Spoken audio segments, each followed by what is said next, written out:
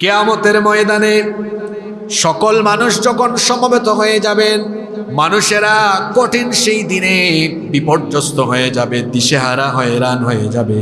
তার কারণ হলো আকাশের ঐশ্বর্য সেই দিন মানুষের মাথার একেবারে নিকটবর্তী হয়ে যাবে, যার ফলে গুনাহগারদের চান্দি ফেটে, মাথার চান্দি ফেটে মগজ গলে গলে, মগজ উতরে উতরে গলে গলে বেয়ে বেয়ে পড়তে থাকবে।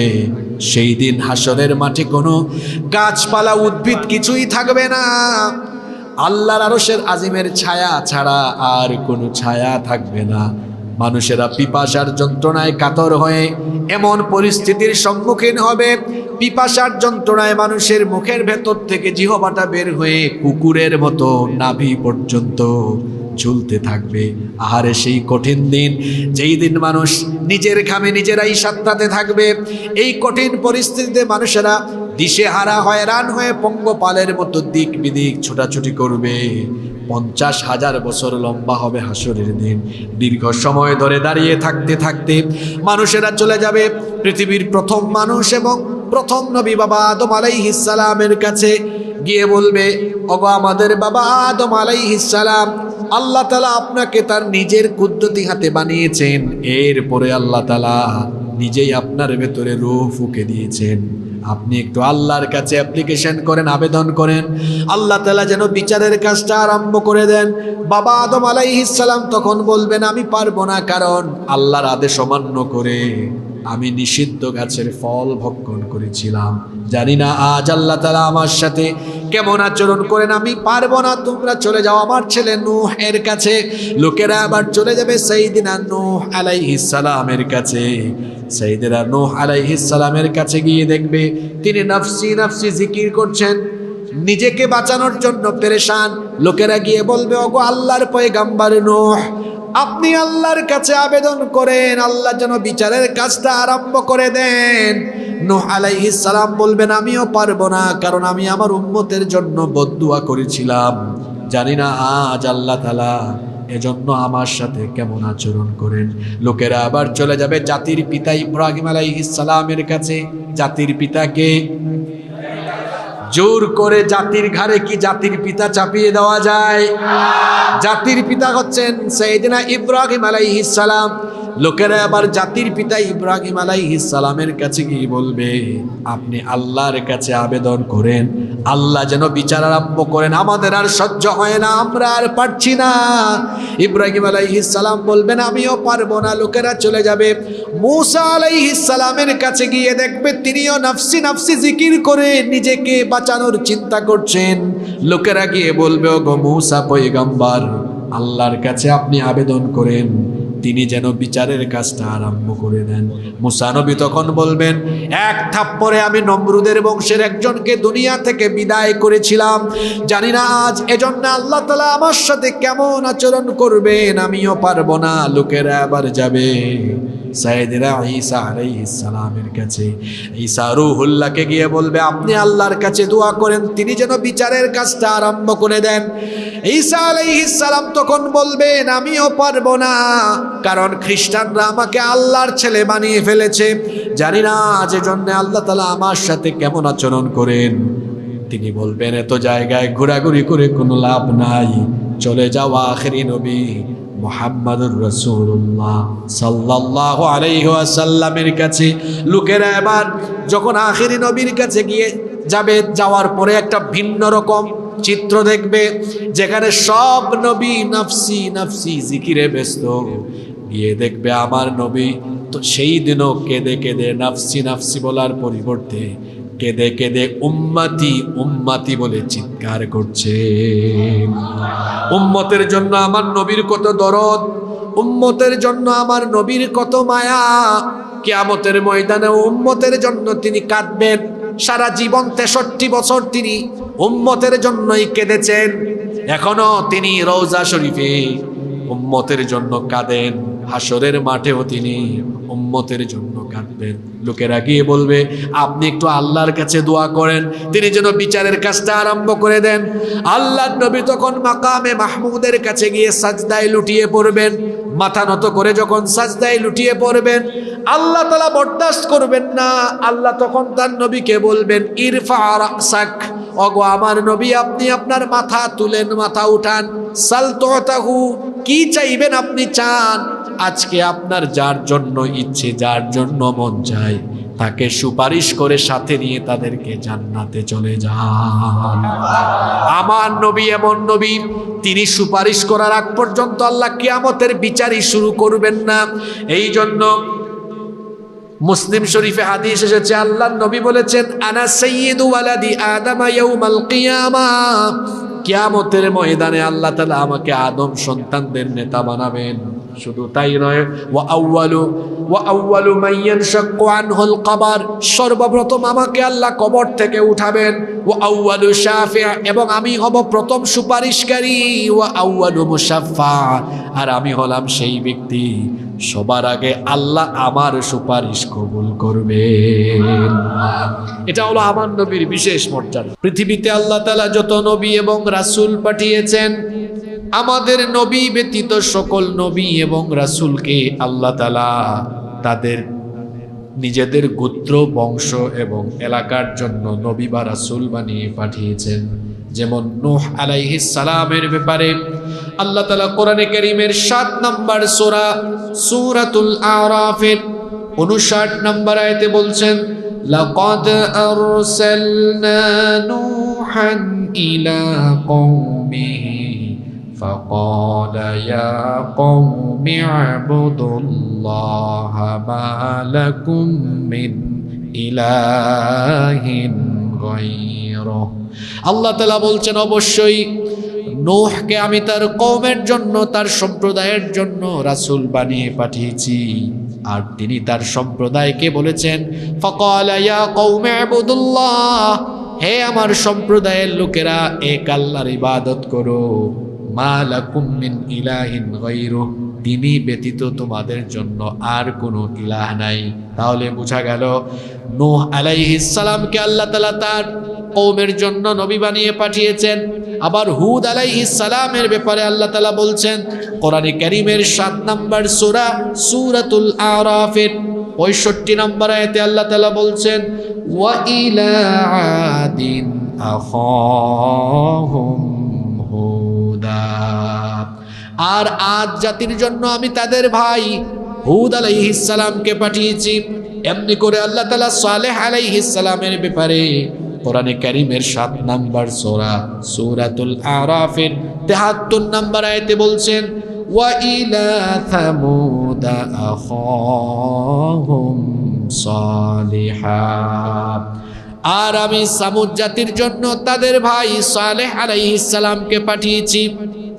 এমনি করে আল্লাহ তাআলা শুআইব আলাইহিস সালামের ব্যাপারে সূরা আরাফের 85 নম্বর আয়াতে বললেন, ওয়া ইলা মাদয়ানা আখাহুম শুআইবা, আর আমি মাদিয়ানবাসীদের জন্য তাদের ভাই শুআইবকে নবী বানিয়ে পাঠিয়েছি।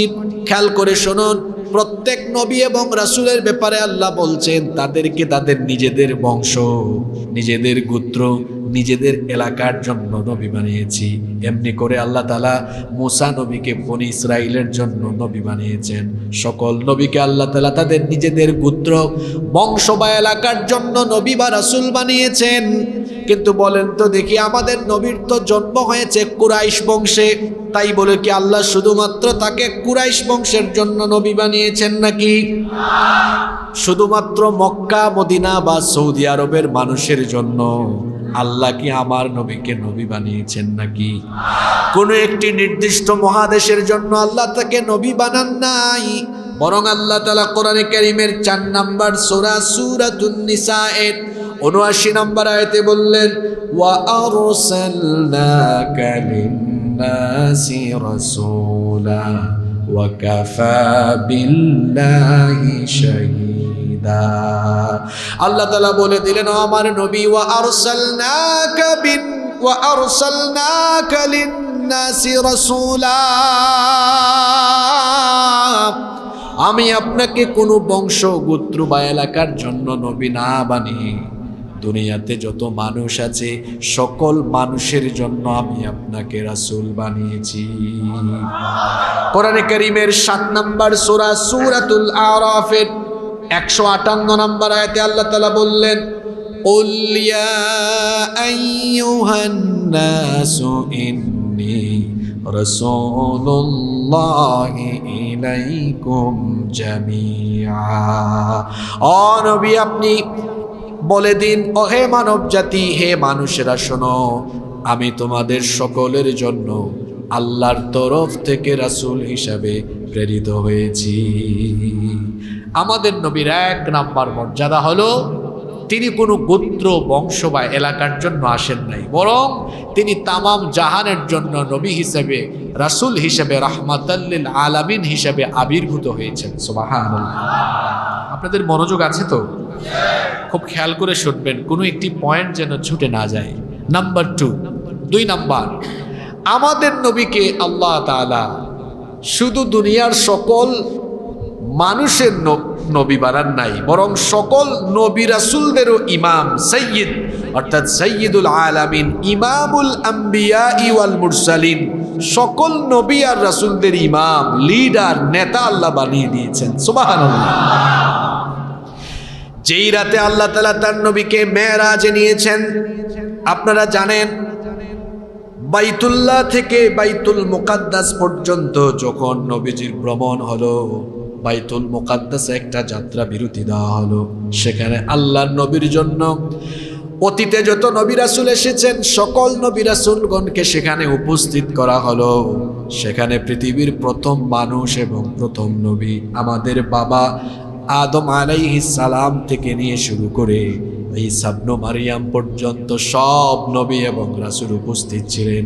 জিবরিল আমিন বললেন, ওগো আল্লাহর নবী, আপনি সামনে যান, নামাজে ইমামতি করেন। আল্লাহর নবী বললেন, এখানে আমার চাইতে সিনিয়র নবী আছেন, আমি কেমনে যাব? জিবরিল আমিন বললেন, এটা হলো আল্লাহর সিদ্ধান্ত, সকল নবী এবং রাসূলদের উপস্থিতিতে আজকের এই নামাজে ইমামতির মাধ্যমে আল্লাহ তাআলা আপনাকে সকল নবী এবং রাসূলদের ইমাম বানিয়ে দিবে। তাহলে আমাদের নবী হলেন সকল নবী রাসূলদের ইমাম। সুবহানাল্লাহ। এটা আমাদের নবীর 2 নাম্বার মর্যাদা। নাম্বার 3, আচ্ছা এখানে আরেকটা কথা বলে ফেলি, নবী যদি সব নবীর থেকে মর্যাদাবান হন, তো উম্মত হিসাবে আমাদের মর্যাদাও অন্য উম্মতের থেকে কম না বেশি? অবশ্যই বেশি। আমাদের নবী যেমন সব নবী রাসূলদের থেকে মর্যাদাবান, ঠিক তেমনি ভাবে উম্মত হিসাবে সকল উম্মতের চাইতে আমাদের মর্যাদা আল্লাহ বাড়িয়ে দিয়েছেন। সুবহানাল্লাহ। এই জন্য অনেক নবী রাসূলরাও নবী হওয়ার পরেও আখেরি নবীর উম্মত হতে চেয়েছেন। সুবহানাল্লাহ। কিন্তু আপনারা এখানে যারা বসে আছেন, আপনারা কেউ কি আখেরি নবীর উম্মত হওয়ার জন্য আল্লাহর কাছে অ্যাপ্লিকেশন আবেদন করেছেন? আবেদন করা ছাড়াই আল্লাহ আমাদেরকে আখেরি নবীর উম্মত বানিয়ে দিয়েছেন। এজন্য আমরা শুকরিয়া আদায় করে পড়ছি আলহামদুলিল্লাহ। ঈসা নবী তো বড় নাছোড় বান্দা ছিলেন, বলেছেন, আল্লাহ যেমনি করেই হোক আমাকে আখেরে নবীর উম্মত বানাতেই হবে। দোয়া কবুল করায় নিয়েছেন আল্লাহ, কিন্তু ঈসা পয়গম্বরের দোয়া কবুল করেছেন। পৃথিবীর একজন নবীর এখনো মৃত্যু হয় নাই, ওই নবীর নাম কি? ঈসা আলাইহিস সালাম। আল্লাহ তাকে আসমানে উঠায় নিয়েছেন। তিনি আবার আসবেন কখন? যখন মাসিহুদ দাজ্জাল পৃথিবীতে এসে ফিতনা চালাবে। দাজ্জালকে কতল করার জন্য আল্লাহ তাআলা ঈসা নবীকে আখেরি নবীর উম্মত বানিয়ে পাঠিয়ে দিবেন। আল্লাহু আকবার।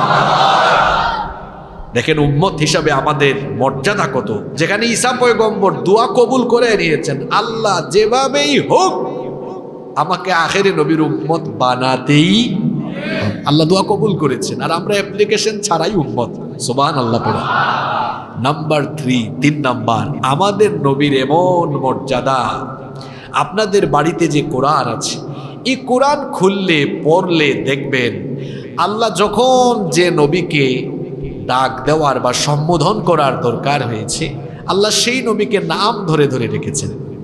যখন বাবা আদম আলাইহিস সালামকে ডাকার দরকার হয়েছে আল্লাহ তাআলার নাম ধরে রেখেছেন, ইয়া আদামুসকুন আনতা ওয়া যাওজুকাল জান্নাতা ওয়া কুলা মিনহা রাগাদান হাইথু শি'তুমা ওয়া লা তাকরাবা হাযিহিশ শাজারাতা ফাতাকুনা মিনাল যালিমিন।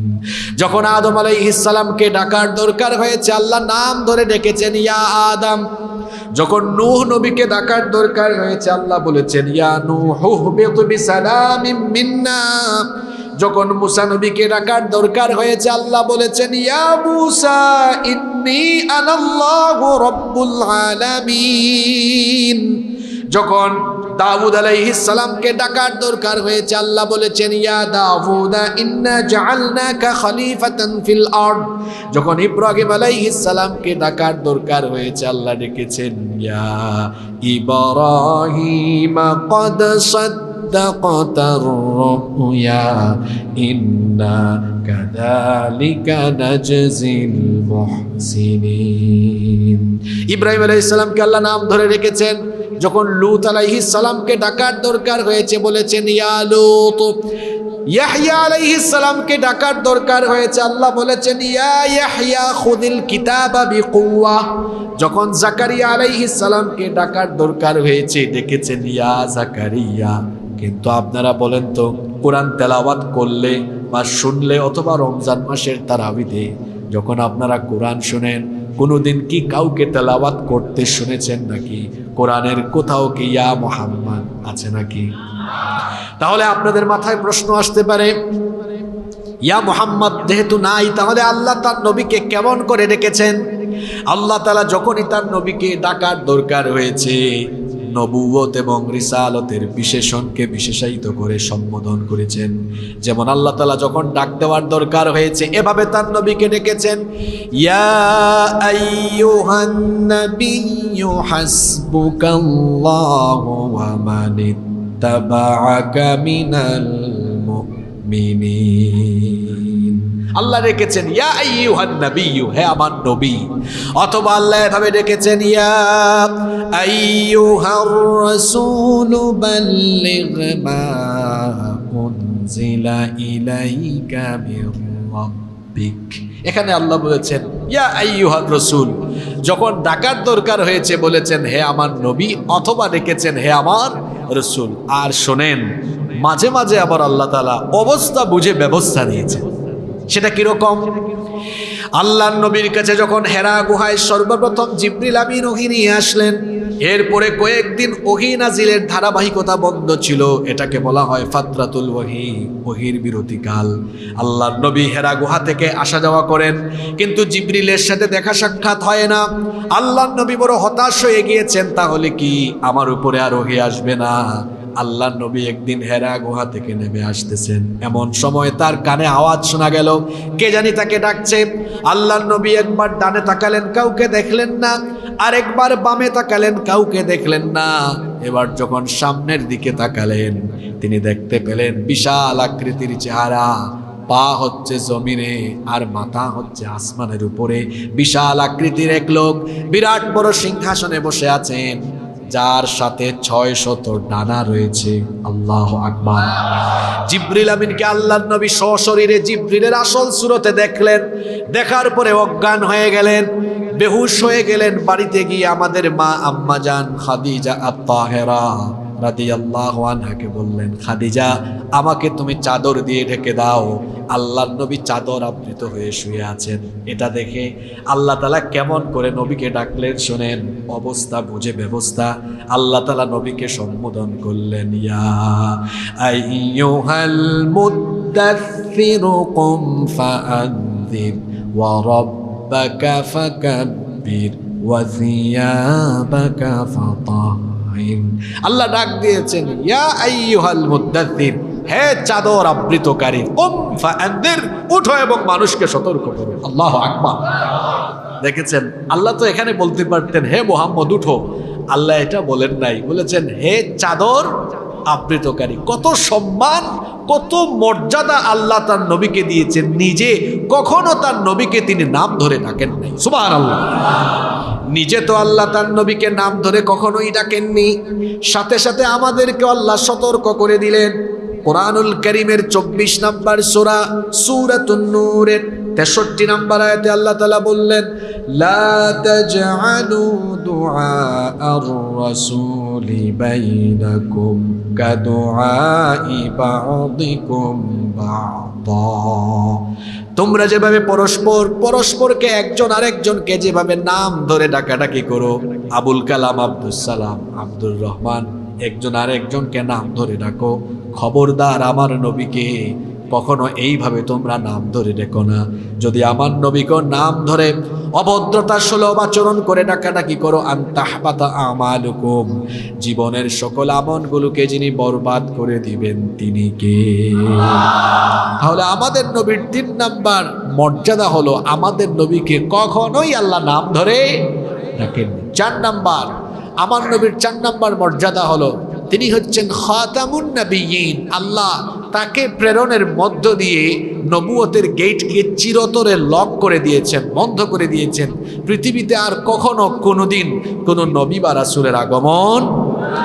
রব্বুল আলামিন কোরআনুল কারীমের 33 নম্বর সূরা সূরাতুল আহজাবের 40 নম্বর আয়াতে বলছেন, মা কানা মুহাম্মাদুন আবা আহাদিম মির রিজালিকুম ওয়ালাকিন রাসূলুল্লাহি ওয়া খাতামান নাবিয়্যিন ওয়া কানা আল্লাহু বিকুল্লি শাইইন আলিমা।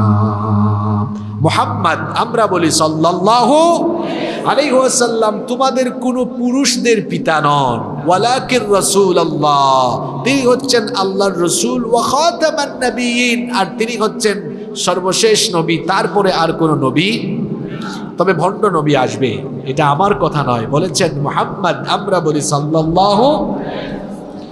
বুখারী শরীফের হাদিস, এই হাদিসটি বর্ণনা করেছেন সবচাইতে বেশি সংখ্যক হাদিস বর্ণনাকারী সাহাবী আবু হুরায়রা রাদিয়াল্লাহু আনহু। তিনি বলছেন, আল্লাহর রাসূল বলেছেন, লা তাকুমুস সাআহ, ততদিন পর্যন্ত কিয়ামত হবে না, হাত্তা ইয়াবআসা দাজ্জালুনা কাযযাবুন করিবুম মিন 30, যতদিন পর্যন্ত আমার পরে 30 জন ভণ্ড নবীর আগমন না হবে ততদিন পর্যন্ত কিয়ামত হবে না। আল্লাহর নবী বলেছেন, আল্লাহর নবীর পরে কিয়ামতের আগ পর্যন্ত সর্বমোট ভণ্ড নবী হিসাবে নিজেদেরকে দাবি করবে কতজন? কতজন? ইতিহাস পর্যালোচনা করলে দেখা যায় এখনো পর্যন্ত এর সংখ্যা 27 বা 28-এ এসেছে। একেবারে সর্বশেষ আমাদের এই সাবকন্টিনেন্টে, এই ভারতীয় উপমহাদেশে মির্জা গোলাম আহমদ কাদিয়ানি, সে তাকে নবী বলে দাবি করেছিল। এই কাদিয়ানির অনুসারীরা, মির্জা গোলাম আহমদ কাদিয়ানির অনুসারীরা বাংলাদেশেও এখনো আছে। এরা বিভিন্ন নামে আছে, বিভিন্ন সুরতে, আহমদি জামাত, আহমদিয়া জামাত, আহমদিয়া মুসলিম জামাত। এই কাদিয়ানিরা কাফের। কেন কাফের? কারণ তারা আখেরি নবীকে আখেরি নবী হিসাবে মানে না, এর জন্য এরা কাফের। এদেরকে যারা কাফের বলে না, কাফের মনে করে না, তারাও কাফের। এই দেশে তারা নাগরিক সুবিধা নিয়ে অমুসলিম পরিচয়ে বসবাস করতে পারবে, এতে আমাদের কোনো আপত্তি নাই। কিন্তু মুসলমান পরিচয় দিয়ে ধোঁকাবাজি করে তারা মুসলমানদের সাথে প্রতারণা করবে, এটা 90% মুসলমান কোনোদিনও মেনে নিবে না। এজন্য গত 54 বছর ধরে আমরা এই বাংলাদেশে দলমত নির্বিশেষে সকল উলামা মাশায়েখ আমরা রাষ্ট্রের কাছে দাবি জানিয়ে এসেছি যে এই কুখ্যাত কাদিয়ানীদেরকে কাফের রাষ্ট্রীয়ভাবে ঘোষণা করতে হবে, কারণ এরা মুসলমান নয়। কিন্তু যখনই যারা যে সময়ে ক্ষমতায় থেকেছেন, কেউ তারা এই বিষয়ে কর্ণপাত করেননি, এই বিষয়ে তারা বাস্তবায়ন করেননি। যদিও তারা বলেন আমরা মানুষের সেন্টিমেন্ট বুঝে রাজনীতি করি, কিন্তু আসলে সত্য কথা হলো 54 বছর ধরে আমরা দেখেছি এই দেশে বেশিরভাগ লোক এরা রাজনীতির নামে রাষ্ট্রযন্ত্রকে খেলনার মতো ব্যবহার করে পেট নীতি করে করে নিজেরা সম্পদের পাহাড় গড়ে আঙ্গুল ফুলে কলা গাছ হয়েছে, মাঝখান দিয়ে জনগণ আর দেশের তারা 12টা বাজিয়েছে। কাদিয়ানীরা কুখ্যাত কাফের, এদেরকে রাষ্ট্রীয়ভাবে কাফের ঘোষণা করা, এটা হচ্ছে 90% মুসলমানের দেশে রাষ্ট্রপ্রধান বা সরকারে যারাই থাকবে এটা তাদের দায়িত্ব। আমরা তো বলছি না যে কাদিয়ানীদেরকে দেশ থেকে বের করে দিতে হবে, মারতে হবে, নির্যাতন করতে হবে, এটা আমরা বলছি না। এই দেশে হিন্দু, বৌদ্ধ, খ্রিস্টান, অন্যান্য অমুসলিমেরা যেভাবে নাগরিক সুবিধা নিয়ে বসবাস করে, কাদিয়ানীরাও এইভাবে এই দেশে তারা সকল নাগরিক সুবিধা নিয়ে বসবাস করবে, এতে আমাদের কোনো আপত্তি। শুধু আইডেন্টিটি বদলাতে হবে, পরিচয় বদলাতে হবে। হয় তওবা করে মুসলমান হতে হবে, নইলে কাদিয়ানীর অনুসারী হয়ে মুসলমান পরিচয় দিয়ে তারপরে ধোঁকাবাজি করে মুসলমান পরিচয়ে এই দেশে থাকা যাবে না। সরকারকে অবশ্যই কাদিয়ানীদের ব্যাপারে সিদ্ধান্ত নিয়ে এদেরকে রাষ্ট্রীয়ভাবে অমুসলিম ঘোষণা করতে হবে। আপনারাও ঠিক বললেন আর আমিও বক্তব্য দিয়ে দিলাম, কিন্তু এই ঠিক বেঠিকে বলায় রাষ্ট্রের কিছু আসে যায় না। আমার তো মনে হয় এই সিদ্ধান্ত ততদিন পর্যন্ত বাস্তবায়ন হবে না যতদিন না পার্লামেন্টে, যতদিন না গণভবন, বঙ্গভবনে আলেম ওলামা আর এই দেশের মানুষের অনুভূতি বুঝে যারা দেশ পরিচালনা করবেন তারা যতদিন না পর্যন্ত এই জায়গাতে যাবেন, আমার মনে হয় এই সিদ্ধান্ত ততদিন পর্যন্ত বাস্তবায়ন হবে না। এজন্য আমরা দেশের কল্যাণের স্বার্থে আমরা আলেম ওলামাদের সাথে আছি না নাই? আল্লাহ আমাদেরকে কবুল করেন। কষ্ট হচ্ছে আপনাদের? নাম্বার 5, আমাদের নবীর 5 নম্বর বৈশিষ্ট্য হলো আল্লাহ তাআলা সব নবী রাসূলদের উপরে তাকে এমন মর্যাদা দিয়ে রেখেছেন। কাফিররা তো চেয়েছিল নবীজির নামকে মুছে দিবে, আর আল্লাহ বলেছেন ওয়ারাফা'না লাকা যিকরাক, আমি আপনার মর্যাদাকে আরো সুউচ্চ, আরো সমুন্নত করে দিব। আল্লাহ তার নবীকে এত সুউচ্চ আর সমুন্নত মর্যাদায় আসীন করেছেন। আপনি দেখবেন যেখানেই আল্লাহর নাম সেখানেই আছে রাসূলের নাম। সুবহানাল্লাহ।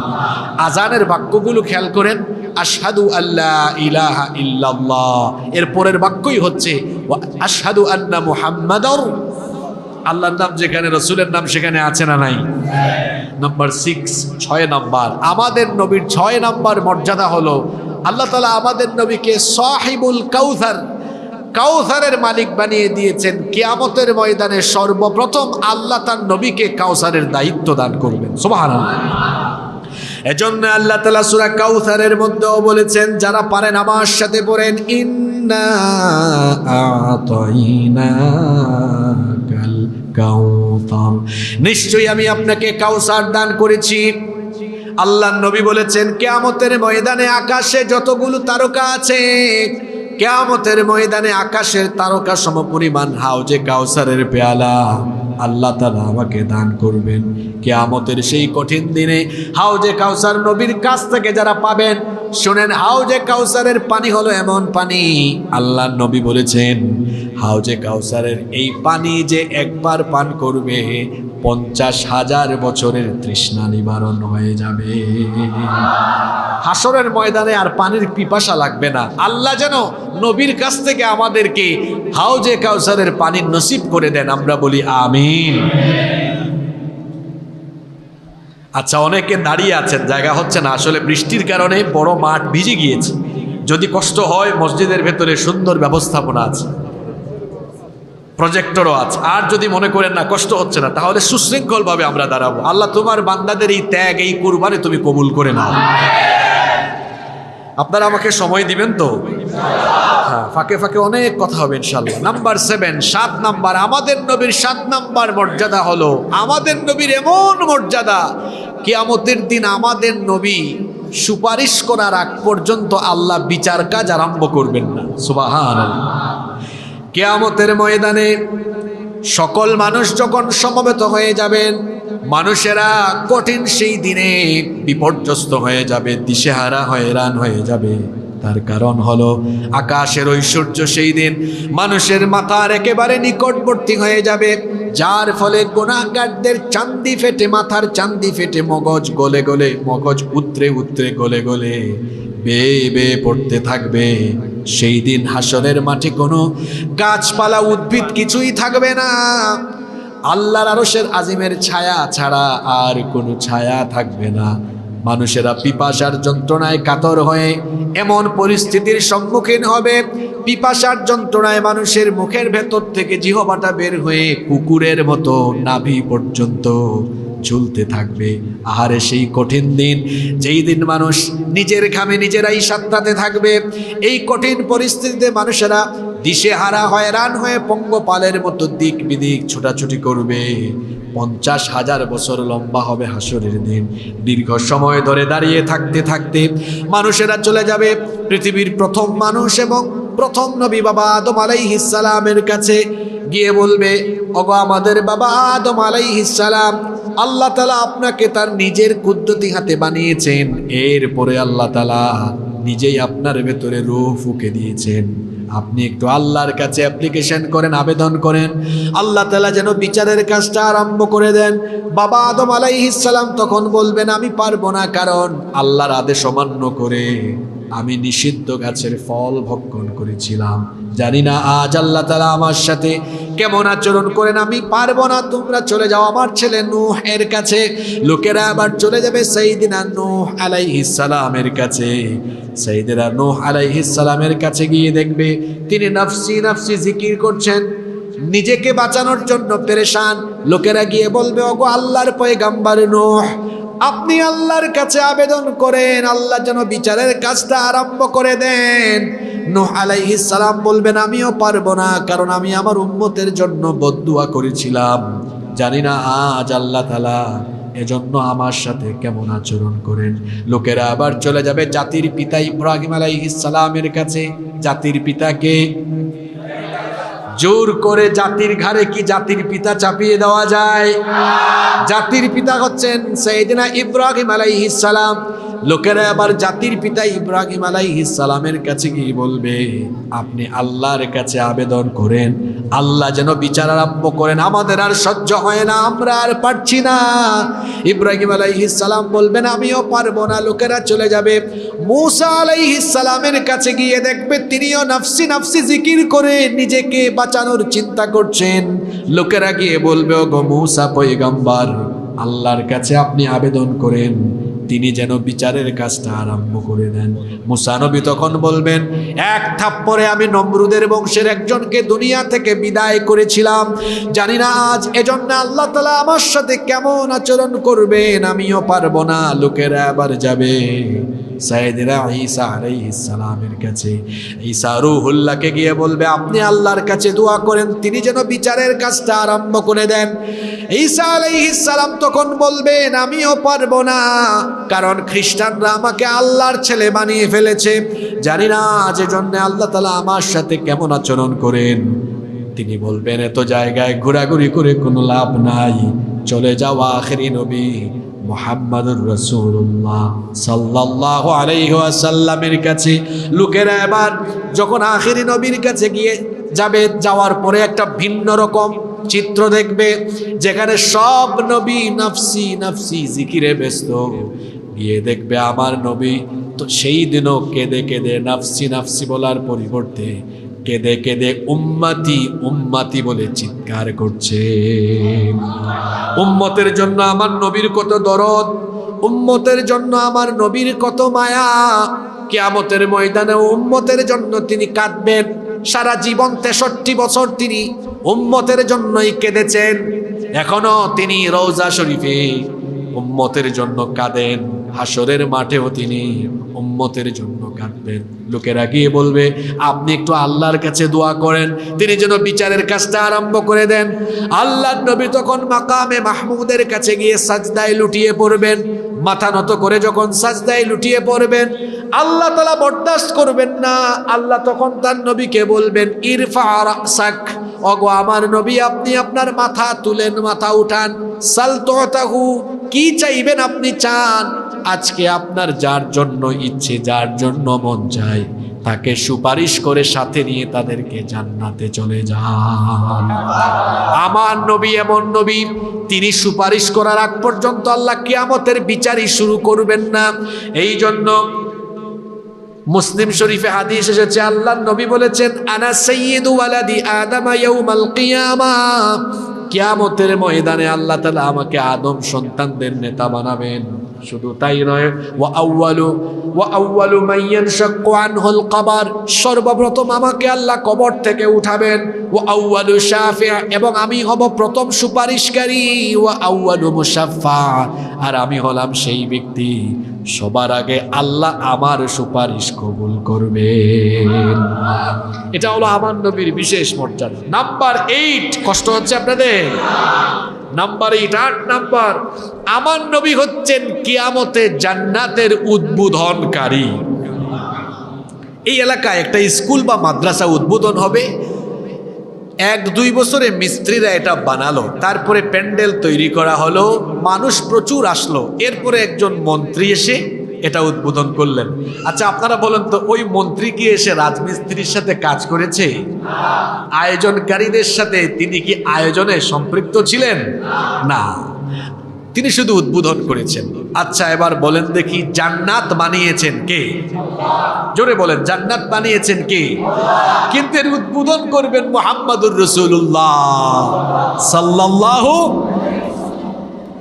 মুসলিম শরীফের হাদিস, সাইয়েদিনা আনাস ইবনে মালিক রাদিয়াল্লাহু আনহু হাদিসের বর্ণনাকারী সাহাবী, তিনি বলছেন রাসূল করিম সাল্লাল্লাহু আলাইহি ওয়াসাল্লাম বলেছেন, আতি বাবাল জান্নাতি ইয়াউমাল কিয়ামাহ, কিয়ামতের দিন আমি জান্নাতের দরজার কাছে যখন আসব, জান্নাতের দরজার কাছে আসার পরে দেখতে পাবো জান্নাতের দরজার সামনে একজন দারোয়ান ফেরেশতা।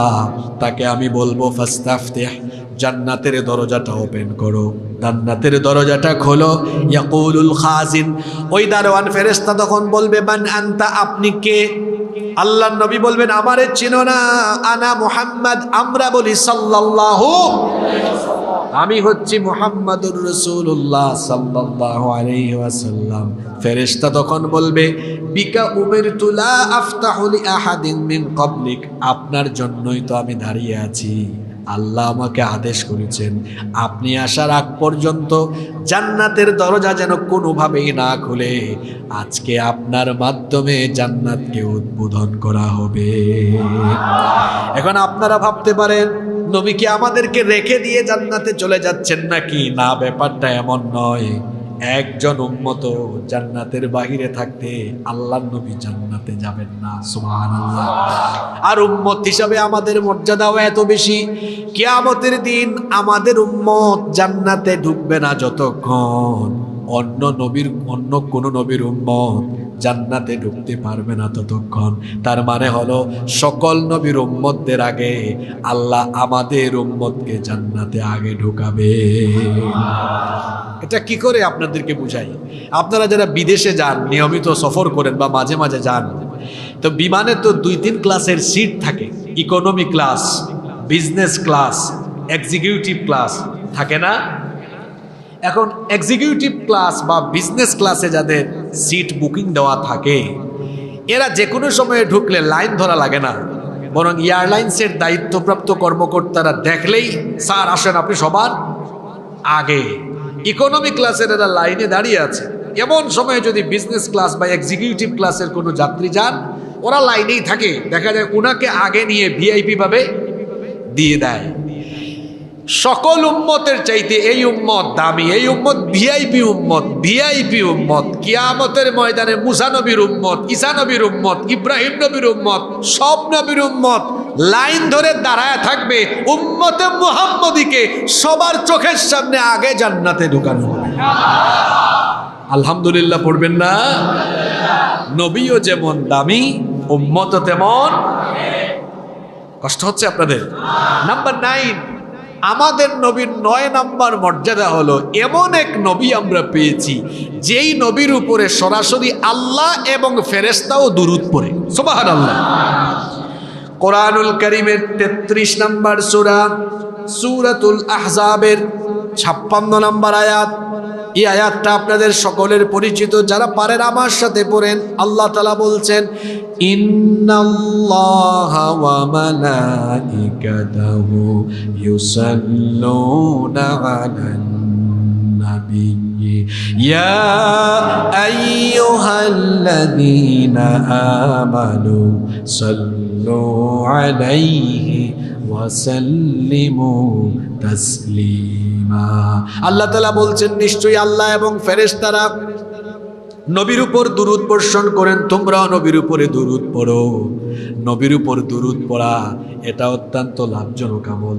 আল্লাহর নবীর উপরে দুরূদ পড়া এটা অত্যন্ত লাভজনক আমল। আল্লাহর নবী বলেছেন, মান সাল্লা আলাইয়া, যেই ব্যক্তি মান সাল্লা আলাইয়া সালাতান ওয়াহিদাতান, যে ব্যক্তি আমার উপরে মাত্র একবার দুরূদ পড়ে, সাল্লাল্লাহু আলাইহি আশরু সালাওয়াত, আল্লাহ ওই ব্যক্তির উপরে সাথে সাথে 10 বার রহমত নাজিল করেন। এখানেই শেষ নয়, ওয়া হুত্তাত আনহু আশরু খাতিআত, যে ব্যক্তি আল্লাহর নবীর উপর একবার দুরূদ পড়ে, আল্লাহ তাআলা সাথে সাথে ওই ব্যক্তির আমলনামা থেকে 10টা সগীরা গুনাহ মুছে দেন। শুধু তাই নয়, ওয়া রুফিআত লাহু আশরু দারাজাত, আল্লাহ তাআলা ওই ব্যক্তির 10টা মর্যাদা বৃদ্ধি করে দেন। দুরূদ পড়লেন একবার, আল্লাহ হয় 330 গুণ। কিভাবে 330? 10 বার আল্লাহর রহমত বর্ষিত হয়, 10টা সগীরা গুনাহ মাফ হয়, আর 10টা মর্যাদা বাড়িয়ে দেওয়া হয়। সুবহানাল্লাহ। এজন্য নবীর উপরে বেশি বেশি দুরূদ পড়তে আমরা রাজি আছি না নাই? আল্লাহর নবী বলেছেন, আউলান নাসি বি ইয়াউমাল কিয়ামাতি আকসারুহুম আলাইয়াস সালাহ। আল্লাহর নবী বলেছেন, কিয়ামতের দিন ওই ব্যক্তি আমার তত বেশি কাছাকাছি নিকটবর্তী হয়ে যাবে যেই ব্যক্তি দুনিয়াতে যত বেশি আমার উপরে দুরূদ পাঠ করবে। তার মানে দুনিয়াতে যে ব্যক্তি নবীর উপরে দুরূদ পড়ে যত বেশি, কিয়ামতের দিন ওই ব্যক্তি নবীজির কাছাকাছি থাকবে তত বেশি। সুবহানাল্লাহ। এই যে আজকে যে দিন গেল, এই দিনের নাম কি? জুমার দিন। এই জুমার দিনের কিন্তু একটা স্পেশাল আমলই হলো বেশি বেশি দুরূদ পড়া। জুমার দিনের বিশেষ কয়েকটা আমল আছে না? সূরা কাহাফ পড়া। আপনারা সূরা কাহাফ পড়েন তো? জুমার দিনের সিলেবাস বানাবেন সবাই। আমি বলেছিলাম আজকে আলোচনা পয়েন্টের ফাঁকে ফাঁকে অনেক আমলের কথা, আবার বাস্তব ভিত্তিক অনেক কথাও বলবো, এগুলো খেয়াল করবেন। জুমার দিনের বিশেষ বিশেষ যা আমল আছে এগুলো আপনাদের কর্মযজ্ঞের ভেতরে রাখবেন। প্রত্যেক জুমাবারে অবশ্যই সূরা কাহাফ পড়বেন, কারণ আল্লাহর নবী বলেছেন, যেই ব্যক্তি জুমার দিনে সূরা কাহাফ তেলাওয়াত করবে, আল্লাহ তাআলা ওই ব্যক্তির পায়ের তলা থেকে নিয়ে একেবারে আসমান পর্যন্ত এই মাঝখানের অংশটা আল্লাহ তাআলা তার জন্য নূর দিয়ে ভরপুর করে দিবেন। সুবহানাল্লাহ। অন্য রিওয়ায়াতে এসেছে, সূরা কাহাফ তেলাওয়াত করলে, সূরা কাহাফের 10 আয়াত প্রথম বা শেষের দিকের 10 আয়াত পারলে মুখস্থ করবেন। আল্লাহর নবী বলেছেন, যারা এটা করবে আল্লাহ তাকে দাজ্জালের ফিতনা থেকে বাঁচিয়ে দিবেন সূরা কাহাফের উপর আমল করলে। কিয়ামতের দিন পুলসিরাত পার হওয়ার জন্য আল্লাহ তাআলা আপনাকে একটা বিশেষ নূর দান করে দিবেন। আর আরেকটা স্পেশাল আমল হলো দুরূদ পড়া, নবীর উপর বেশি বেশি দুরূদ পড়া। আল্লাহর নবী বলেছেন, ইয়াউমুল জুমআ, জুমার দিনে ফাআকসিরু ফিহি আলাইয়াস সালাম, বেশি বেশি আমার উপরে জুমার দিনে দুরূদ পড়ো। আপনারা দুরূদ পড়বেন তো ইনশাআল্লাহ? যে ব্যক্তি নবীর নাম শুনে দুরূদ পড়ে না, আল্লাহর নবী বলেছেন সে হলো সবচেয়ে বড় কৃপণ, সবচেয়ে বড়। আল্লাহর নবী বলেছেন, আল বাখিলু মান যুকিরাত ইনদাহু ফালাম ইউসাল্লি আলাইহি, সবচাইতে বড় কৃপণ হলো ওই ব্যক্তি যেই ব্যক্তি আমার নাম শুনেও দুরূদ পড়ে না। আমরা কৃপণ হতে চাই নাকি? এজন্য বেশি বেশি নবীর উপর দুরূদ পড়বেন। আর যে ব্যক্তি নবীর নাম শুনেও দুরূদ পড়ে না, ওই ব্যক্তির উপরে লানত করেছেন মুহাম্মদ। আমরা বলি সাল্লাল্লাহু। আল্লাহর নবী একবার মিম্বরে আরোহণ করছেন, প্রথম সিঁড়িতে উঠার পরে বললেন আমিন, দ্বিতীয় সিঁড়িতে উঠার পরেও বললেন আমিন। বলেন তো মিম্বরের মধ্যে সিঁড়ি থাকে কয়টা? তৃতীয় সিঁড়িতে উঠার পরেও বললেন আমিন। সাহাবীরা কিছুই বুঝলেন না। সাহাবীরা বললেন, ওগো আল্লাহর নবী, কেন আপনি 3 বার আমিন বলেছেন? আল্লাহর নবী বললেন, আমার ভাই জিবরিল এসেছিলেন, এসে আমাকে বললেন ওই ব্যক্তি ধ্বংস হোক যে ব্যক্তি রমজান মাস পেয়েও গুনাহ মাফ করাতে পারল না। এই জন্য প্রথম সিঁড়িতে বলেছি আমিন, দ্বিতীয়বার আমিন এই জন্য বলেছি আমার ভাই জিবরিল বলেছে ওই ব্যক্তিও ধ্বংস হোক যে তার মা বাবা দুজনকে বা কোনো একজনকে পেয়েও জান্নাত হাসিল করতে পারল না, পিতামাতার খেদমত করে আল্লাহকে খুশি করতে পারল না, ওই ব্যক্তির উপরেও লানত। এজন্য আমি বলেছি আমিন। এরপরে আমার ভাই জিবরিল তৃতীয়বার বলেছেন ওই ব্যক্তি ধ্বংস হোক, ওই ব্যক্তির জন্য লানত যে আপনার নাম শুনে নবীর নাম শুনে দুরূদ পড়ে না, ওই ব্যক্তির উপরেও লানত। এজন্য আমি বলেছি আমিন। তাহলে বোঝা গেল নবীর নাম শুনেও যারা নবীর উপর দুরূদ পড়ে না এদের উপরে কি? সবাই বলেন এদের উপরে কি? আমরা কি লানত প্রাপ্তদের কাতারে শামিল হতে চাই? না না না, আমরা নবী প্রেমিকদের কাতারে শামিল হতে চাই। এজন্য নবীর নাম শুনলেই আমরা নবীর উপর দুরূদ পড়ব। রাজি আছেন? আল্লাহ সবাইকে তৌফিক দান করেন। আল্লাহ নবীর 10 নম্বর মর্যাদা হলো তিনি এমন এক নবী, আল্লাহ তাআলা নবীর প্রশংসা করে চরিত্রের সার্টিফিকেট দিয়ে সরাসরি কোরআনের আয়াত নাজিল করেছেন। সুবহানাল্লাহ। কোরআনুল কারীমের 68 নম্বর সূরা সূরাতুল কলমের 4 নম্বর আয়াতে আল্লাহ তাআলা বললেন ওয়া ইন্নাকা লাআলা খুলুকিন আযীম, আর নিশ্চয়ই আপনি এক সুমহান আদর্শের উপরে প্রতিষ্ঠিত। এমন এক চরিত্র আমার নবীর, এমন এক চরিত্র আল্লাহ তাআলা তার নবীকে দিয়েছেন। কোরআনুল কারীমের 33 নম্বর সূরা সূরাতুল আহজাবের 21 নম্বর আয়াতে আল্লাহ বলেছেন লাকাদ কানা লাকুম ফি রাসূলিল্লাহি উসওয়াতুন হাসানাতুন লিমান কানা ইয়ারজুল্লাহা ওয়াল ইয়াওমাল আখির ওয়া যাকারাল্লাহা কাসীরা। তোমাদের মধ্যে যারা আল্লাহ আখিরাত দিবসের আশা রাখে এবং আল্লাহকে অধিকতর স্মরণ করে তাদের জন্য আল্লাহর রাসূলের জীবনের ভেতরেই রয়েছে সর্বোত্তম আদর্শের নমুনা। মনোযোগ আছে আপনাদের? খেয়াল করে শুনেন, তিনি সকল বয়সের, সকল শ্রেণী পেশার, সকল সেক্টরের জন্য তিনি হচ্ছেন অনুপম আদর্শ। কিভাবে কথা বলবেন সেই ক্ষেত্রেও তিনি আদর্শ, কিভাবে উঠা বসা করবেন, কিভাবে ঘুমাবেন, কিভাবে খাবেন, কিভাবে চলবেন, পরিবার কেমনে চালাবেন, আদালত কেমনে চালাবেন, রাষ্ট্র কেমনে চালাবেন, সকল সেক্টরের জন্য বলেন তো তার আদর্শ আছে না নাই? কথা বলার সময় নবীর সুন্নাহ মেনটেন করেন, হাসি মুখে কথা বলেন। অনেক মানুষ আছে সারাদিন মুখকে কালো বানায় রাখে, গোমরা করে রাখে। মুখটাকে গোমরা করে রাখবেন না, যখন কথা বলবেন হাসি মুখে কথা বলবেন, কারণ হাসি মুখে কথা বললেও আমলনামার মধ্যে সাদাকার সওয়াব দান করে দেন কে? হাসি মুখে কথা বললে সাদাকার সমান সওয়াব পাওয়া যায়। এজন্য হাসি মুখে কথা বলবেন। কথা বলার সময় মানুষকে আঘাত দিবেন না, কষ্ট দিবেন না, এটা আমার নবীর সুন্নত। তিনি নিজে কষ্ট পেয়েছেন কিন্তু জীবনেও তিনি কাউকে কষ্ট দেন নাই। এজন্য আরবের কাফির মুশরিকরাও বলতো সে আমাদের বিপরীত দিন, বিপরীত ধর্মের দাওয়াত দেয়, কিন্তু আরবের মধ্যে তার চাইতে এত সুন্দর করে কথা অন্য কেউ বলতে পারে না। এত মিষ্টভাষী, এত সুন্দর শব্দ চয়ন করে, এত চমৎকার করে তিনি কথা বলেন। তিনি যখন কথা বলেন মন্ত্রমুগ্ধের মতো সবাই অবাক হয়ে তার কথা শুনে। আল্লাহু আকবার। আর আমরা অনেকে এমন ভাবে কথা বলি, কথায় কথায় খালি খুঁচা মারি মানুষকে, আছে না নাই? এটা করবেন না ভাই। এমনকি আমরা যারা দাওয়াতি লাইনে থাকি, আমরাও অনেক সময় মাহফিলে কর্কশ ভাষায় আঘাত করে করে কথা বলি। না, দাওয়াতের ভাষা হবে কেমন? ওয়াকুলু লিন-নাসি হুসনা। আল্লাহ বলেছেন উত্তম কথা বলো, চমৎকার ভাবে কথা বলো। আপনার কথাও দাওয়াত, আপনার কথার মাধুর্যতায় মানুষ আপনার দিকে আকৃষ্ট হয়ে আল্লাহর দ্বীনের প্রতি সেই মুগ্ধ হয়ে যাবে। কথাবার্তায় মুগ্ধতা থাকতে হয়। নবী যখন কথা বলতেন, কাফির যারা নবীকে পছন্দ করতো না তারাও বলতো একটু দাঁড়াই, কথাটা সুন্দর বলে কথাটা শুনে যায়। সারাদিন নবীর বিরোধিতা করত, রাতের বেলা ঠিকই নবীজির কণ্ঠে কোরআন শোনার জন্য নবীজির ঘরের চারপাশে গিয়ে দাঁড়িয়ে দাঁড়িয়ে সারা রাত নবীর জবান থেকে কোরআন শুনতো। আল্লাহু আকবার।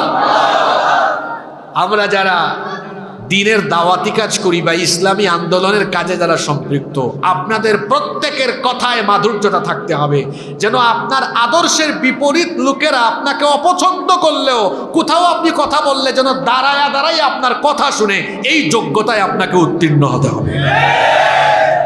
আঘাত করে কথা বলবেন না, নরম ভাষায় দরদ দিয়ে আন্তরিকতা দিয়ে কথা বলবেন। কারণ কথা হলো এমন জিনিস, অস্ত্র দিয়ে মানুষকে যতটা ঘায়েল করা যায় তার চেয়ে বেশি ঘায়েল করা যায় কথা দিয়ে। দেখেন নাই, আমার দেশ থেকে একজন পালিয়ে যেতে হয়েছে শুধু জবানের অপব্যবহার করার কারণে। এত যুবক তরুণ ছাত্র এরা উস্কে গিয়ে সবাই রাস্তায় নেমে গিয়েছে কেন? উনি কি সবাইকে ধরে ধরে পিটাইছে না এই জবান দিয়ে আঘাত করেছে? এমন কিছু বলেছে সবার দিলে গিয়া লাগছে। আর কথার মাধুর্যতা দিয়ে মানুষের দিলের ভেতরে জায়গা করে নেওয়া যায়। আপনি যদি সুন্দর ভাষায় হাসি মুখে সুন্দর করে কথা বলেন, আপনার আদর্শের বিপরীত লোকেরাও আপনার মুখের কথা শুনতে বাধ্য থাকবে। এজন্য কথা বলায়ও অনুসরণ করতে হবে মুহাম্মাদুর রাসূলুল্লাহ সাল্লাল্লাহু আলাইহি ওয়াসাল্লাম। ওনার আদর্শ কেমন ছিল? আচ্ছা বলেন তো, কাফিররা নবীজিকে গালি দিয়েছে, পাগল বলেছে, জাদুকর বলেছে, গণক বলেছে, কবি বলেছে, মিথ্যাবাদী বলেছে, এত গালি তারা নবীজিকে দিয়েছে। বিপরীতে কোনোদিন কি নবীজি কাউকে গালি দেওয়া তো দূরের কথা, আঘাত করে কষ্ট দিয়ে একটা কথাও বলেছেন? জোরে বলেন, একটা কথাও বলেছেন? মন্দের জবাব দিতে হয় ভালো দিয়ে। কেউ আমাকে গালি দিবে, আমি তাকে সালাম দিয়ে কেটে পড়ব। সুবহানাল্লাহ। ওয়া ইযা খাতাবাহুমুল জাহিলুনা ক্বালু সালামা। আপনার চরিত্র দাওয়াত হয়ে যাবে। আপনি বলা লাগবে না, মানুষই বলবে লোকটা কেমন দেখেছো, তারে এত গালি দেওয়া হয়, তার বা তাদের সম্পর্কে এত নেগেটিভ কথা বলা হয়, কিন্তু তারা চুপচাপ থাকে। তারা বড় ভদ্র মানুষ, তারা অভদ্রদের সাথে অভদ্র আচরণ করে না, বরং অভদ্রের সাথে ভদ্রের মতো আচরণ করাই হলো উত্তম দাওয়াত। আমরা পারবো তো ইনশাআল্লাহ। তিনি সবার জন্য আদর্শ। নবীর মতো চললে, উঠা বসা করলে, ঘুমালে, খেলে সওয়াব পাওয়া যায়। এখানে যুবক ভাইয়েরা যারা আছেন, আপনাদের উদ্দেশ্যে কথা এখন চলে এসেছে। আপনারা তো অনেককে অনুসরণ করেন। অনেকে বলে আমি মেসির ফ্যান, নেইমারের ফ্যান। অনেক নায়ক গায়ককে তারা অনুসরণ করে। আপনারা দেখবেন অনেক ছেলেরা তার পছন্দের খেলোয়াড়কে অনুসরণ করে চুল কাটে। মেসি কাটিং চুল, নেইমার কাটিং চুল রাখে। কি বলেন, এরকম আছে না? অনেক ছেলেরা তার পছন্দের নায়ক বা গায়ককে অনুসরণ করে শার্ট পরে, প্যান্ট পরে বা ওই স্টাইলে চলাফেরা করে। আপনারা আমাকে বলেন তো, কোনো নায়ক, গায়ক বা খেলোয়াড়ের অনুসরণ করে কথা বললে, চুল দাড়ি কাটলে, চুল রাখলে, প্যান্ট শার্ট পরলে, কথা বললে, চলাফেরা করলে কি সওয়াব পাওয়া যায়? কিন্তু নবীজির মতো ঘুমালেও, নবীজির মতো ঘুমালে, নবীজির মতো কথা বললে, নবীজির মতো চললে, মাথা থেকে পা পর্যন্ত নবীর সুন্নতের অনুসরণ করলে সওয়াব আছে না নাই? শুধু সওয়াব যে আছে তাই নয়, আল্লাহ তাআলা কি বলেছেন শুনেন, কুল ইন কুনতুম তুহিব্বুনাল্লাহ ফাত্তাবিউনি يحببكم ويغفر لكم ذنوبكم والله غفور رحيم।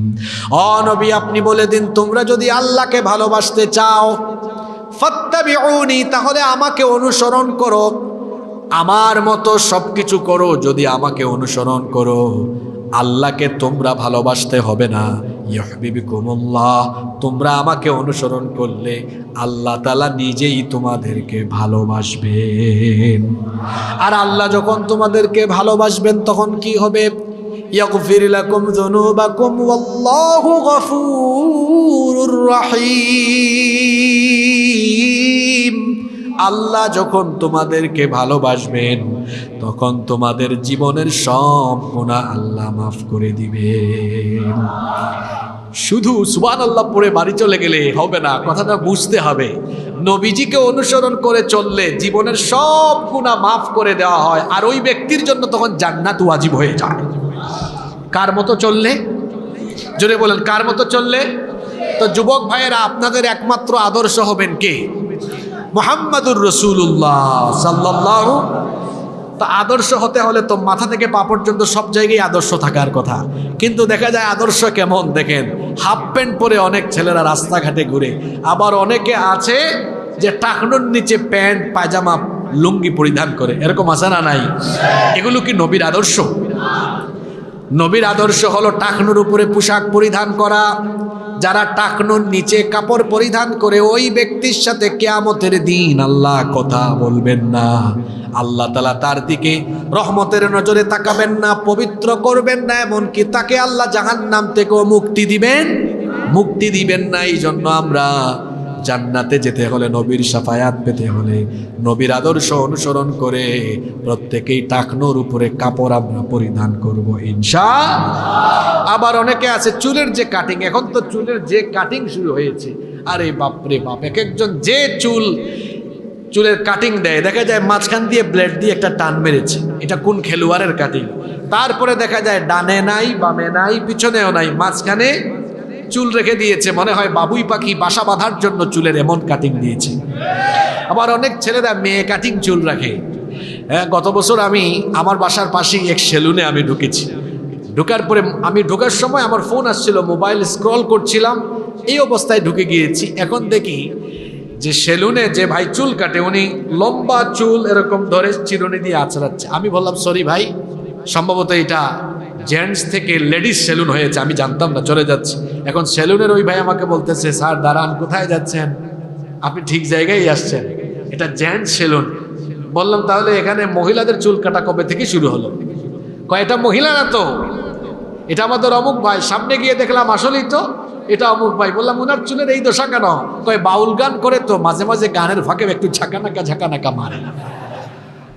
তো এরকম অনেক ছেলেরা আছে রাস্তাঘাটে, এদের চুলের কাটিং দেখলে পিছন থেকে মেয়ে মনে হয়, কাছে গেলে দেখা যায় না এটা তো মেয়ে না, এটা ছেলে। এরকম আছে না নাই? যারা পুরুষ হয়ে নারীর বেশ ধরে আর যারা নারী হয়ে পুরুষের বেশ ধরে, এদেরকে লানত দিয়েছেন মুহাম্মাদুর রাসূলুল্লাহ সাল্লাল্লাহু। যুবক ভাইদেরকে বলবো, ভদ্রভাবে চলাফেরা করবেন, সুন্দরভাবে চুল রাখবেন।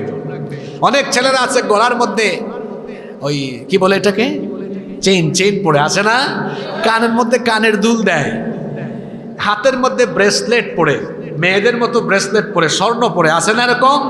না, এটা করবেন না।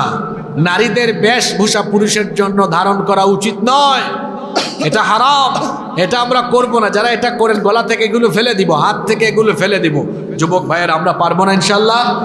নবীর আদর্শে আমরা উজ্জীবিত হব। কোনো নায়ক গায়ক খেলোয়াড় আমাদের আদর্শ নয়, আমাদের আদর্শ মুহাম্মাদুর রাসূলুল্লাহ সাল্লাল্লাহু আলাইহি ওয়াসাল্লাম। আমরা নবীজিকে অনুসরণ করে আমাদের মুখেও দাড়ি থাকবে, দাড়ি ছাড়া আমরা থাকবো না। অনেকে আছে দাড়ি কেটে ফেলেন, দাড়ি কাটবেন না। অনেকে আছে আবার দাড়ি কাটে, মুছ কাটে না। আর এই মুছ এটা লম্বা হতে হতে এমন লম্বা হয়, অনেক মুসলমানের সন্তানকে আমি দেখেছি এত লম্বা মুছ। এই লোকটা ঠুট দেখা যায় না, দাঁত দেখা যায় না। ঠুট আর দাঁত দেখতে হলে অন্তত কয়েকশো পাওয়ারের লাইট দিয়া মারলেও লাইটের পাওয়ার দিয়ে তার ঠুট আর দাঁত চিহ্নিত করা যাবে কিনা তাও চিন্তার বিষয়। শুধু তাই নয়, এই লোকগুলোর মুছ এত বড়, মাঝে মাঝে আমি ভাবি এরা পানি পান করে কিভাবে, এরা খাবার খাই বা কিভাবে। আর পানির পরিবর্তে দুধ পান করতে গেলে তো আরেক অসুবিধাও হইতে পারে। মনে করেন কোনো মুসওয়ালা ব্যক্তিকে সকালবেলা আপনি দেখেছেন, বিকেলবেলা তার সাথে দেখা করতে গেলেন, ঠিক এর আগ মুহূর্তে দুধ পান করেছে, তো দুধের সল লেগে আছে, আপনি তো চিনবেনও না। এরকম এক ঘটনা ঘটেছে। একবার এক লোক এরকম এক মুসওয়ালা ব্যক্তির সাথে দেখা করতে গিয়েছে, গিয়ে বলে, ভাই ঘটনা কি? গতকাল দেখলাম জোয়ান, আজকে বুড়া হলেন কেমনে? কয় কি বলো, আমি তো বুড়া হয় নাই। কয় তাহলে আপনার মুখ সাদা হইল কেমনে? কয় এটা বয়সে পাকে নাই, এটা দুধের স্বর পাকিয়ে দিয়েছে। এরকম আছে না নাই? এটা করবেন না। দাড়ি রেখে দিবেন, দাড়ি যেন থাকে। মেয়েদের, নারীদের গাল, তাদের ফেস ক্লিন থাকে। নারীদের ফেসের মধ্যে দাড়ি গজায় না, পুরুষের ফেসে দাড়ি গজায়। আর এটা পুরুষত্বের আলামত, এটা পুরুষের সৌন্দর্য। আর সবচেয়ে বড় কথা হলো এটা নবী রাসূলদের সুন্নাহ। সুবহানাল্লাহ। দাড়ি রাখলে চেহারার উজ্জ্বলতা বাড়ে, দাড়ি রাখলে নিজের চেহারার সৌন্দর্য বাড়ে। নবীগণের সুন্নত মানার ভেতরে কল্যাণ আছে না নাই? এজন্য আমরা দাড়ি রাখবো। রাজি আছেন তো? সব জায়গায় আমরা নবীজিকে অনুসরণ করব, প্রত্যেকটা জায়গায় আমরা নবীজিকে অনুসরণ করব, আমাদের পরিবার চালাবো নবীর আদর্শে। এমনকি আমাদের অর্থনীতি, রাজনীতি, রাষ্ট্রনীতি, আমাদের দেশ সব কিছু যদি নবীর আদর্শে চলে, তাহলেই বলেন তো আল্লাহর রহমত আসবে কম না বেশি? এখন আওয়াজ কি কমে গেল? আল্লাহর রহমত আসবে তখন কম না বেশি? আচ্ছা বলেন তো, আমরা সবাই মুসলমান হিসাবে আমাদের সমাজ, আমাদের রাষ্ট্র নবীর আদর্শে চলুক, আল্লাহর আইনের ভিত্তিতে চলুক, এটা আমরা চাই কি চাই না? এখন এই কথা বললে আপনি যদি মনে করেন হুজুরটা ভালোই ছিল, 1 ঘন্টা এত সুন্দর নবীর শান মান নিয়ে এত কথা বললো, মাঝখান দিয়ে রাজনীতির কথা কেন বললো? হুজুর তো ভালোই ছিল। বা আপনাদেরকেও যদি দাওয়াত দেওয়ার সময় কেউ এমন কথা বলে, আপনারা ওই যে বললাম মন্দের পরিবর্তে মন্দ বলবেন না। যারা দাঁড়িয়ে আছেন, ভাই জায়গা হচ্ছে না, এদিকে চলে আসেন, জায়গা আছে এখানে, হয়তো বৃষ্টি যেন না পড়ে তেরপালের ব্যবস্থা, তেরপাল দেওয়া হয়েছে, অসুবিধা নেই। আপনারা যারা দাঁড়িয়ে আছেন, বৃষ্টি পড়লে এখানে জায়গা খালি আছে, চলে আসতে পারেন। কষ্ট হচ্ছে আপনাদের? খেয়াল করেন, আমি বলছিলাম যে নবীর আদর্শে রাষ্ট্র পরিচালনার কথা বললে, এটাকে কেউ যদি বলে যে এই লোকটা ইসলামের নামে রাজনীতি করে, তখন আপনাকে যদি ধর্ম ব্যবসায়ী বা যে কোনো কথা বলে, আপনি রাগ করবেন না। ওই যে একটু আগেই বলেছি, কেউ মন্দ কথা বললে আমি মন্দ বলবো না, আমি তাকে সুন্দর ভাষায় হাসি মুখে বুঝিয়ে দিব। কিভাবে বুঝাবেন? ভালো করে শোনেন। আপনি প্রশ্ন করবেন, ভাই নবীকে কি আপনি ভালোবাসেন না? দেখবেন সে ঠিকই বলবে, অবশ্যই নবীকে আমি ভালোবাসি। এখানে বিভিন্ন দলমতের মানুষ আছেন, আমরা সবাই একটু জবাব দেই। সবাই বলেন তো, নবীজিকে আমরা ভালোবাসি কি বাসি না? আমরা ভালোবাসি। এখন বলেন তো, আমার নবীর জীবনের মধ্যে দেশ পরিচালনার আদর্শ আছে না নাই?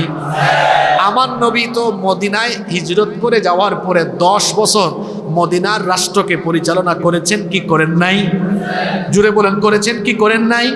তাহলে নবীজি 10 বছর রাষ্ট্র পরিচালনা করেছেন, দেশ চালিয়েছেন। এখন বলতে হবে আপনারা, নবীজি কি উনার নিজের তৈরি করা আইনে বা মদিনার কোনো মানুষের তৈরি করা আইনে দেশ চালিয়েছেন, না আল্লাহর আইনে চালিয়েছেন? তাহলে আল্লাহর আইনের ভিত্তিতে আমার প্রিয় নবী, আমার প্রিয় রাসূল রাষ্ট্র পরিচালনা করেছেন। আমি আমার সেই প্রিয় রাসূলের উম্মত, আমিও তো আমার প্রিয় নবীকে অনুসরণ করে প্রিয় নবীর আদর্শে আর আল্লাহর কোরআনের ভিত্তিতে রাষ্ট্র পরিচালনার কথা বলতেই পারি।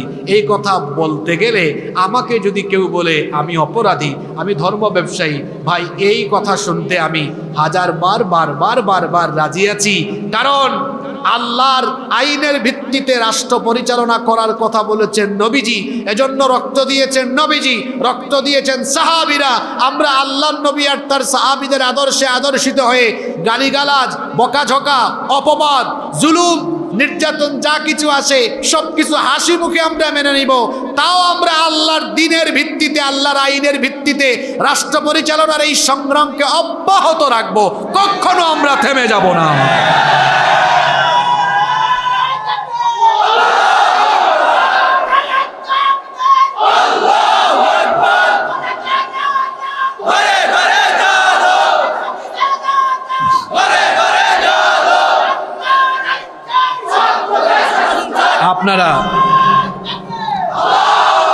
আপনারা যে স্লোগান দিয়েছেন, এই স্লোগানের সাথে আমি একমত, তবে এই স্লোগানকে একটু আপনারা সংশোধন করেন। এই যে ঘরে ঘরে কোরআনের আলো জ্বালানোর আগে প্রত্যেকটা মানুষের অন্তরে অন্তরে কোরআনের আলো জ্বালতে হবে। আমাদের দেশের বেশিরভাগ মানুষ কোরআনের সৌন্দর্য বুঝে না। যদি বুঝতো তাহলে সব কিছু বাদ দিয়ে তারা কোরআনের আইনের জন্য ঐক্যবদ্ধ হয়ে যেত। আল্লাহর নবী কোরআন দিয়ে রাষ্ট্র চালিয়েছেন। এরপরে খোলাফায়ে রাশেদার আমলে 30 বছর বিশাল ইসলামী রাষ্ট্রের সীমানা পরিচালনা করেছেন। তারা কার আইনে? জোরে বলেন, কার আইনে? আল্লাহর আইনে। যেখানে শাসন চলে সেখানে শাসকগণ আল্লাহর ভয়ে প্রতিটা মুহূর্তে সেই অনুভূতি নিয়ে কাজ করেন। আর যেখানে আল্লাহর আইন বাদ দিয়ে মানুষের আইন দিয়ে সমাজ বা দেশ চলে, সেখানে উল্টা দেখা যায় যে সেখানে রাষ্ট্র পরিচালনার নামে শাসকগণ শোষক হয়ে জনগণের পেট খালি করে নিজেদের পেট তারা পূরণ করে। আল্লাহর আইন দিয়ে যারা দেশ পরিচালনা করেছেন তাদের পরিচালন ব্যবস্থা কেমন ছিল? একটা ছোট্ট ঘটনা আপনাদেরকে শোনাবো, কষ্ট হবে না তো আপনাদের? ওমর ইবনুল খাত্তাব রাদিয়াল্লাহু আনহুর কথা তো আমরা সবাই জানি। তিনি অর্ধ দুনিয়া শাসন করেছেন। রাতের বেলা তিনি ঘুমাতেন না। রাতের বেলা তিনি ঘর থেকে বের হয়ে প্রজাদের খোঁজ খবর নেওয়ার জন্য বের হয়ে যেতেন। একদিন তিনি ঘর থেকে বের হয়ে প্রজাদের খোঁজ খবর নেওয়ার জন্য অনেক দূরে চলে গেলেন। হঠাৎ করে দেখলেন, খেয়াল করে শোনেন, হঠাৎ করে লক্ষ্য করলেন এক মহিলা তাঁবুর পাশে হাড়িতে চুলার মধ্যে হাড়ি আছে, আর এই হাড়িকে তিনি নাড়াচাড়া করছেন। পাশেই তার কয়েকটা বাচ্চা কান্না করতেছে। তিনি তখন এদের পাশে গিয়ে বললেন, ওগো মহিলা, তোমার শিশু কান্না করে, এরা কান্না করে কেন? ওই নারী তখন বললেন, হে পথিক, আমি তোমাকে চিনি না, তবে আমার বাচ্চারা এই জন্য কান্না করে, আজকে কয়েকদিন হয়ে গিয়েছে আমার বাচ্চারা কিছুই খায় না, তো এদেরকে খাওয়াচ্ছ না কেন? কেমনে খাওয়াবো? আমার কাছে তো কোনো খাবার নাই। তো খাবার না থাকলে চুলার উপরে হাড়ির মধ্যে কি গরম করো? মহিলা তখন বললেন, এটা তো আমার সন্তানদেরকে সান্ত্বনা দেওয়ার জন্য চুলার উপরে আমি হাড়িতে গরম পানি বসিয়ে গরম পানির মধ্যে কয়েকটা পাথর দিয়েছি, পাথর নাড়াচাড়া করছি, বাচ্চারা যেন এটা দেখে সান্ত্বনা পেয়ে কান্না করে করে ঘুমায়া যায়, এই জন্য পাথর হাড়ির মধ্যে নাড়াচাড়া করছি। এই কথা শুনে ওমর ইবনুল খাত্তাব রাদিয়াল্লাহু আনহু কেঁদে ফেললেন, চক্ষু থেকে পানি বেয়ে বেয়ে বলল। তখন তিনি বললেন, আচ্ছা মা গো, তোমার যে এই অবস্থা, তুমি কি আমিরুল মুমিনিন খলিফা ওমর ইবনে খাত্তাব রাদিয়াল্লাহু আনহুকে তুমি কি এই খবরটা দাও নাই? মহিলা তখন বলল, ওমরকে আমি খবর দিতে চেয়েছিলাম, কিন্তু খবর কেমনে দিব? ভিড়ের কারণে তো যেতেই পারি না। কিন্তু ওমরেরও তো দায়িত্ব আছে, তার রাষ্ট্রের একজন নাগরিক, তার বাচ্চারা না খেয়ে থাকবে, এই খবর ওমর কেন জানবে না? এই কথা শোনার পরে ওমর ইবনে খাত্তাব রাদিয়াল্লাহু আনহু আরো বেশি কান্না আরম্ভ করলেন। বললেন, মা গো, তুমি অপেক্ষা করো, দেখি আমি তোমার জন্য কোনো ব্যবস্থা করতে পারি কিনা। দৌড়ায়া ওমর রাদিয়াল্লাহু আনহু বাইতুল মালে ঢুকলেন। বাইতুল মালে গিয়ে তিনি কিছু আটা বস্তার মধ্যে ঢুকালেন, আরো কিছু খাদ্য সামগ্রী ঢুকালেন। তারপরে আটার বস্তা যখন নিদেই তার কাঁধে বা মাথায় উঠাতে যাবেন, বাইতুল মালের দায়িত্বপ্রাপ্ত ব্যক্তি এসে বললেন, আমিরুল মুমিনিন, আপনি কেন বস্তা মাথায় উঠাচ্ছেন, কাঁধে উঠাচ্ছেন? আমাকে দেন। ওমর রাদিয়াল্লাহু আনহু তখন বললেন, আমার বোঝা আমাকে উঠাতে দাও, কারণ যে দৃশ্য আমি দেখে এসেছি কিয়ামতের ময়দানে আমার বোঝা তো তুমি উঠাবে না, সরে যাও, আমাকে আমার দায়িত্ব পালন করতে দাও। একজন প্রেসিডেন্ট, খেয়াল করে শোনেন, প্রেসিডেন্ট তার কাঁধের মধ্যে খাবারের বস্তা নিয়ে ওই মহিলার তাঁবুর কাছে চলে গেলেন। খাবার সামগ্রী খুলে দিলে আটা বানানোর কাজে তিনি সহযোগিতা করলেন, বাচ্চাদেরকে খাওয়ালেন। এরপরে মহিলাকে বললেন, আগামীকাল তুমি খলিফার দরবারে যাবে, দেখবো তোমার জন্য আরো কিছু করা যায় কিনা। মহিলা তখন বলল, আরে আমাদের এই রাষ্ট্রের খলিফা যদি ওমর না হয়ে তোমার মতো মানুষ হতো, তাহলে গরিব দুঃখীর আরো বেশি উপকার হয়ে যেত। ওমর রাদিয়াল্লাহু আনহু কিছুই বললেন না, চুপচাপ চলে গেলেন। মহিলা আবার দ্বিতীয় দিন যখন খলিফার দরবারে গেল, খলিফার দরবারে যাওয়ার পরে দেখলো খলিফার চেয়ারে যিনি বসে আছেন তিনি গত রাতের সেই ব্যক্তি ওমর রাদিয়াল্লাহু আনহু। মহিলা ভয়ে তখন সঙ্গে সঙ্গে মাথা নত করে দিয়ে ভয়ে বিহ্বল হয়ে বলল, আমার অপরাধ হয়ে গিয়েছে, আমিরুল মুমিনিন, দয়া করে আমাকে মাফ করে দেন, কালকে রাতে আপনার সাথে আমি বিরাট বড় অপরাধ করে ফেলেছি। ওমর রাদিয়াল্লাহু আনহু তখন ওই নারীকে বললেন, উল্টা আমার কাছে ক্ষমা চাইও না, বরং এখানে এসেছো সভাসদের সামনে আমি তোমার কাছে ক্ষমা চাচ্ছি, সময় মতো আমি তোমার কাছে খাবার পৌঁছাতে পারি নাই, এই জন্য কিয়ামতের ময়দানে আমাকে আসামি করো না, আল্লাহর ওয়াস্তে আমাকে মাফ করে দিও। ওমর রাদিয়াল্লাহু আনহু ইসলামী রাষ্ট্রের খলিফা, প্রেসিডেন্ট, শাসন করছেন। কোন আইনে দেশ চলছে তখন? জোরে বলেন, কার আইনে? আর মানুষের আইনে, যে সমাজে যে দেশে মানুষের আইনের, আমি আপনাদের দেশের কথা বলছি না, আপনারা আবার নিজে আপনাদের কান্দে নিয়ে নিয়েন না। আমাদের দেশের মাহফিলে এমন বহু মানুষ হুজুরের ডানে বামে সামনে পিছনে বসে কয়, দেখছো হুজুর কথাটা আমারই কইছে। কারণ আমি তো আপনার নাম ধরে আপনাকে বা আপনার দলকে বলি না, আপনি কেন নিজে আপনার কান্ধে তুলে নেন ভাই? এখন আল্লাহর আইনে যেখানে সমাজ বা দেশ চলে না, মানুষের আইনে চলে, দেখবেন ওইখানে জনগণের পেটের খাবার, জনগণের পেটের খাবার যারা দায়িত্বে থাকে কেড়ে নিয়ে নিজের পেটে ঢুকায়, এমনকি এই জনগণের পয়সা তারা আত্মসাৎ করে দেশে বিদেশে বাড়ি বানায়। 54 বছর ধরে তো এগুলাই দেখে দেখে দেখে দেখে এখন আমরা জনগণ সবাই ক্লান্ত হয়ে গিয়েছি। সবাই আমরা ক্লান্ত হয়ে গিয়েছি, দুর্নীতির বাইরে কেউ থাকতে পারেনি।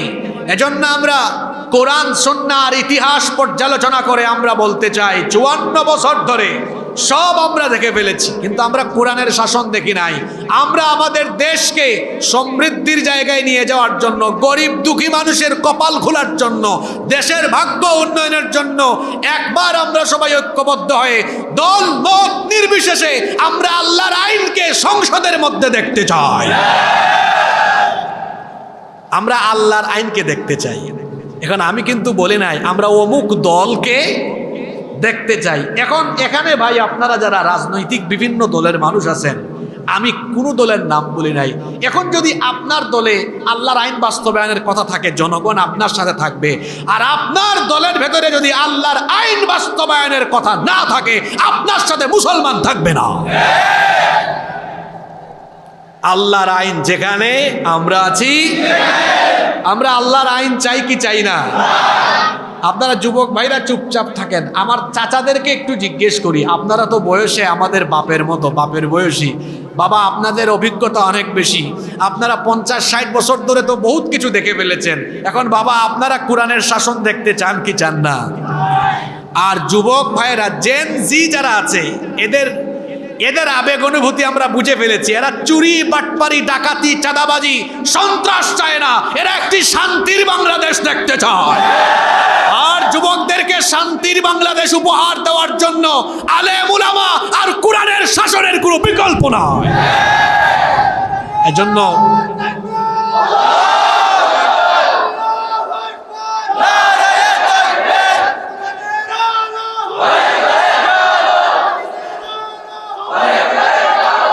যুবক তরুণ ভাইয়েরা, জেন জি, এখানে আমাদের যত ভাইয়েরা আছেন, আমাদের সবাইকে সতর্ক হয়ে যেতে হবে।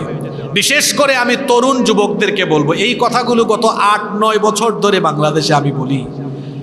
তরুণ যুবক ভাইয়েরা শুনেন, আপনারা কিন্তু দেশের মূল্যবান সম্পদ। অনেকে আপনাদেরকে তাদের রাজনীতির হাতিয়ার হিসাবে ব্যবহার করে। কিভাবে? আপনাদের শরীরে তো শক্তি আছে, এই জন্য মিছিলে আপনাদেরকে সামনে পিছনে রাখে। আপনাদেরকে সামান্য কিছু টাকা দিয়া অথবা সিগারেট, চা পান দিয়া, বিরিয়ানি দিয়া, তারপরে আপনাদের মিছিল কিনে, কি কিনে? মিছিল কিনে, আপনাদের আবেগ তারা কিনে, নিজের তারুণ্য যৌবনকে এই সকল তথাকথিত নেতা নেত্রীদের কাছে নিজের তারুণ্য আর যৌবনকে বিক্রি করে দিবেন না। এই তারুণ্য আর যৌবন কারো চামচামির জন্য দেওয়া হয় নাই। আমিও আপনাদের মতো বয়সে যুবক, আত্মসম্মান, ব্যক্তিত্ব বাড়ান। আমার তারুণ্য, আমার যৌবন, আমার মেধা, আমার প্রজ্ঞা আমি কারো চামচামি করে খরচ করব না, বরং আমার তারুণ্য, আমার শক্তি, আমার যৌবন, আমার মেধা, আমার প্রজ্ঞা, আমার সবকিছু আল্লাহ আর রসুলের জন্য উৎসর্গ করব। কথা ক্লিয়ার?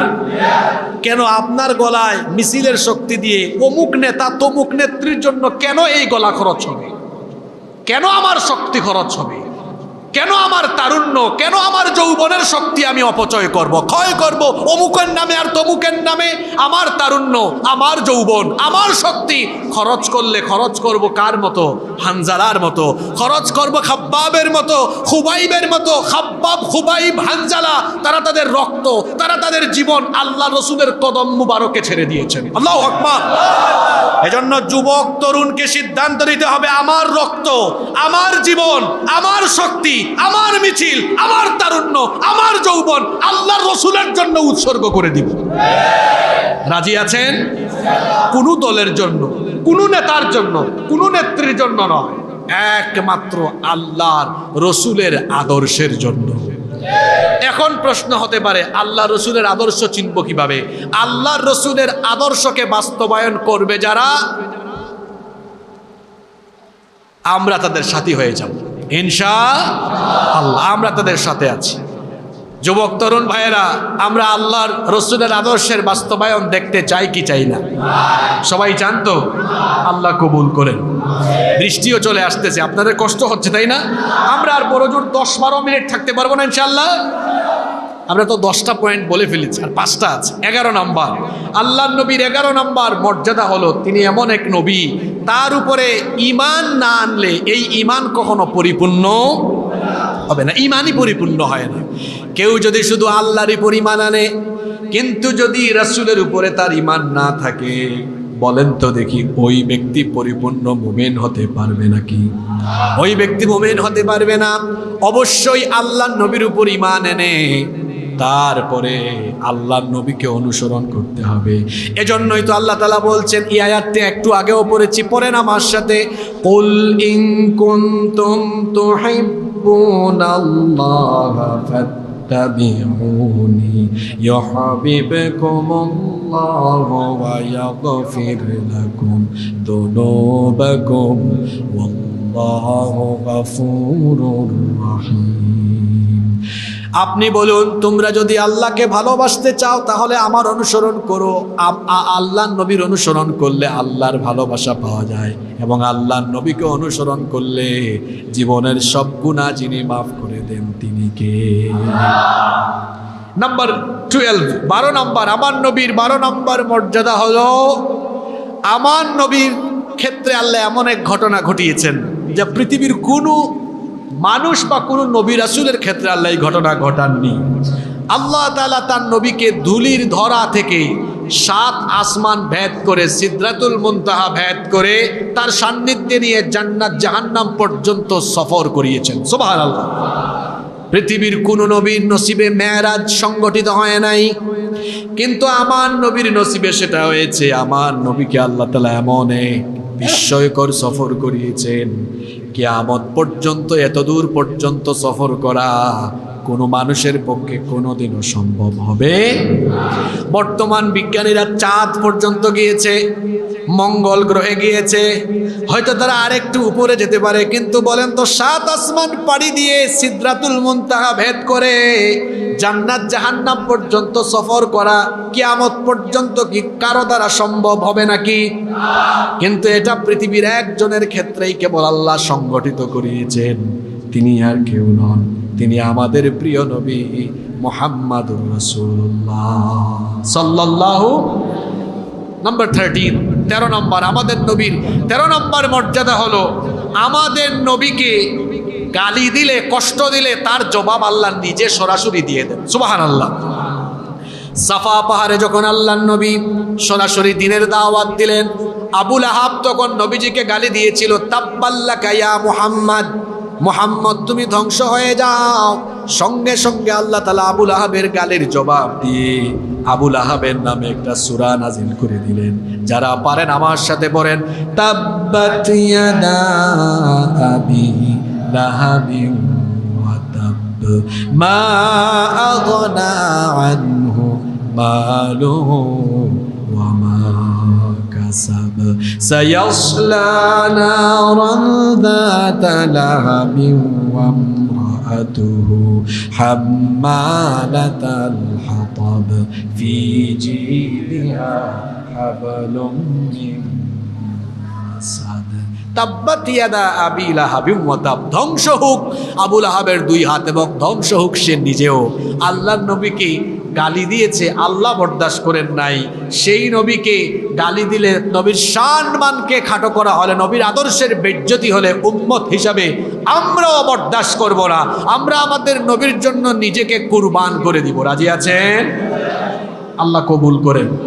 14 নম্বর, আমাদের নবীর 14 নম্বর মর্যাদা হলো, আমার নবীকে আল্লাহ এত সম্মান, এত মর্যাদা দিয়েছেন, তিনি হাত তুলে কোনো কিছু আল্লাহর কাছে চাওয়া লাগে নাই।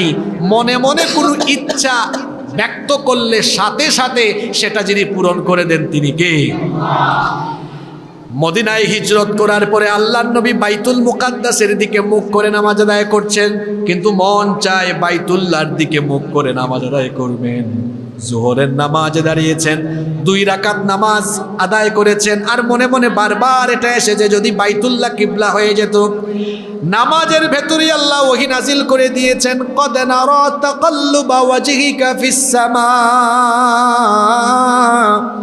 অবশ্যই আল্লাহ এটা লক্ষ্য করেছেন, আপনি যে বারবার আকাশের পানে তাকাচ্ছেন, বারবার যে আপনি মনে মনে আকাঙ্ক্ষা ব্যক্ত করছেন, আল্লাহ তাআলা এটা বুঝে ফেলেছেন। 4 রাকাত নামাজের 2 রাকাত নামাজ হয়েছিল বাইতুল মুকাদ্দাসের দিকে মুখ করে। আল্লাহ দ্বিতীয় রাকাতেই আয়াত নাজিল করে বললেন, বাকি 2 রাকাত নামাজ ফালানুওয়াল্লিয়ান্নাকা কিবলাতান তারদাহা ফাওয়াল্লি ওয়াজহাকা শাতরাল মসজিদিল হারাম। এক্ষুনি আপনার চেহারাকে মসজিদে হারামের দিকে ঘুরায় নেন।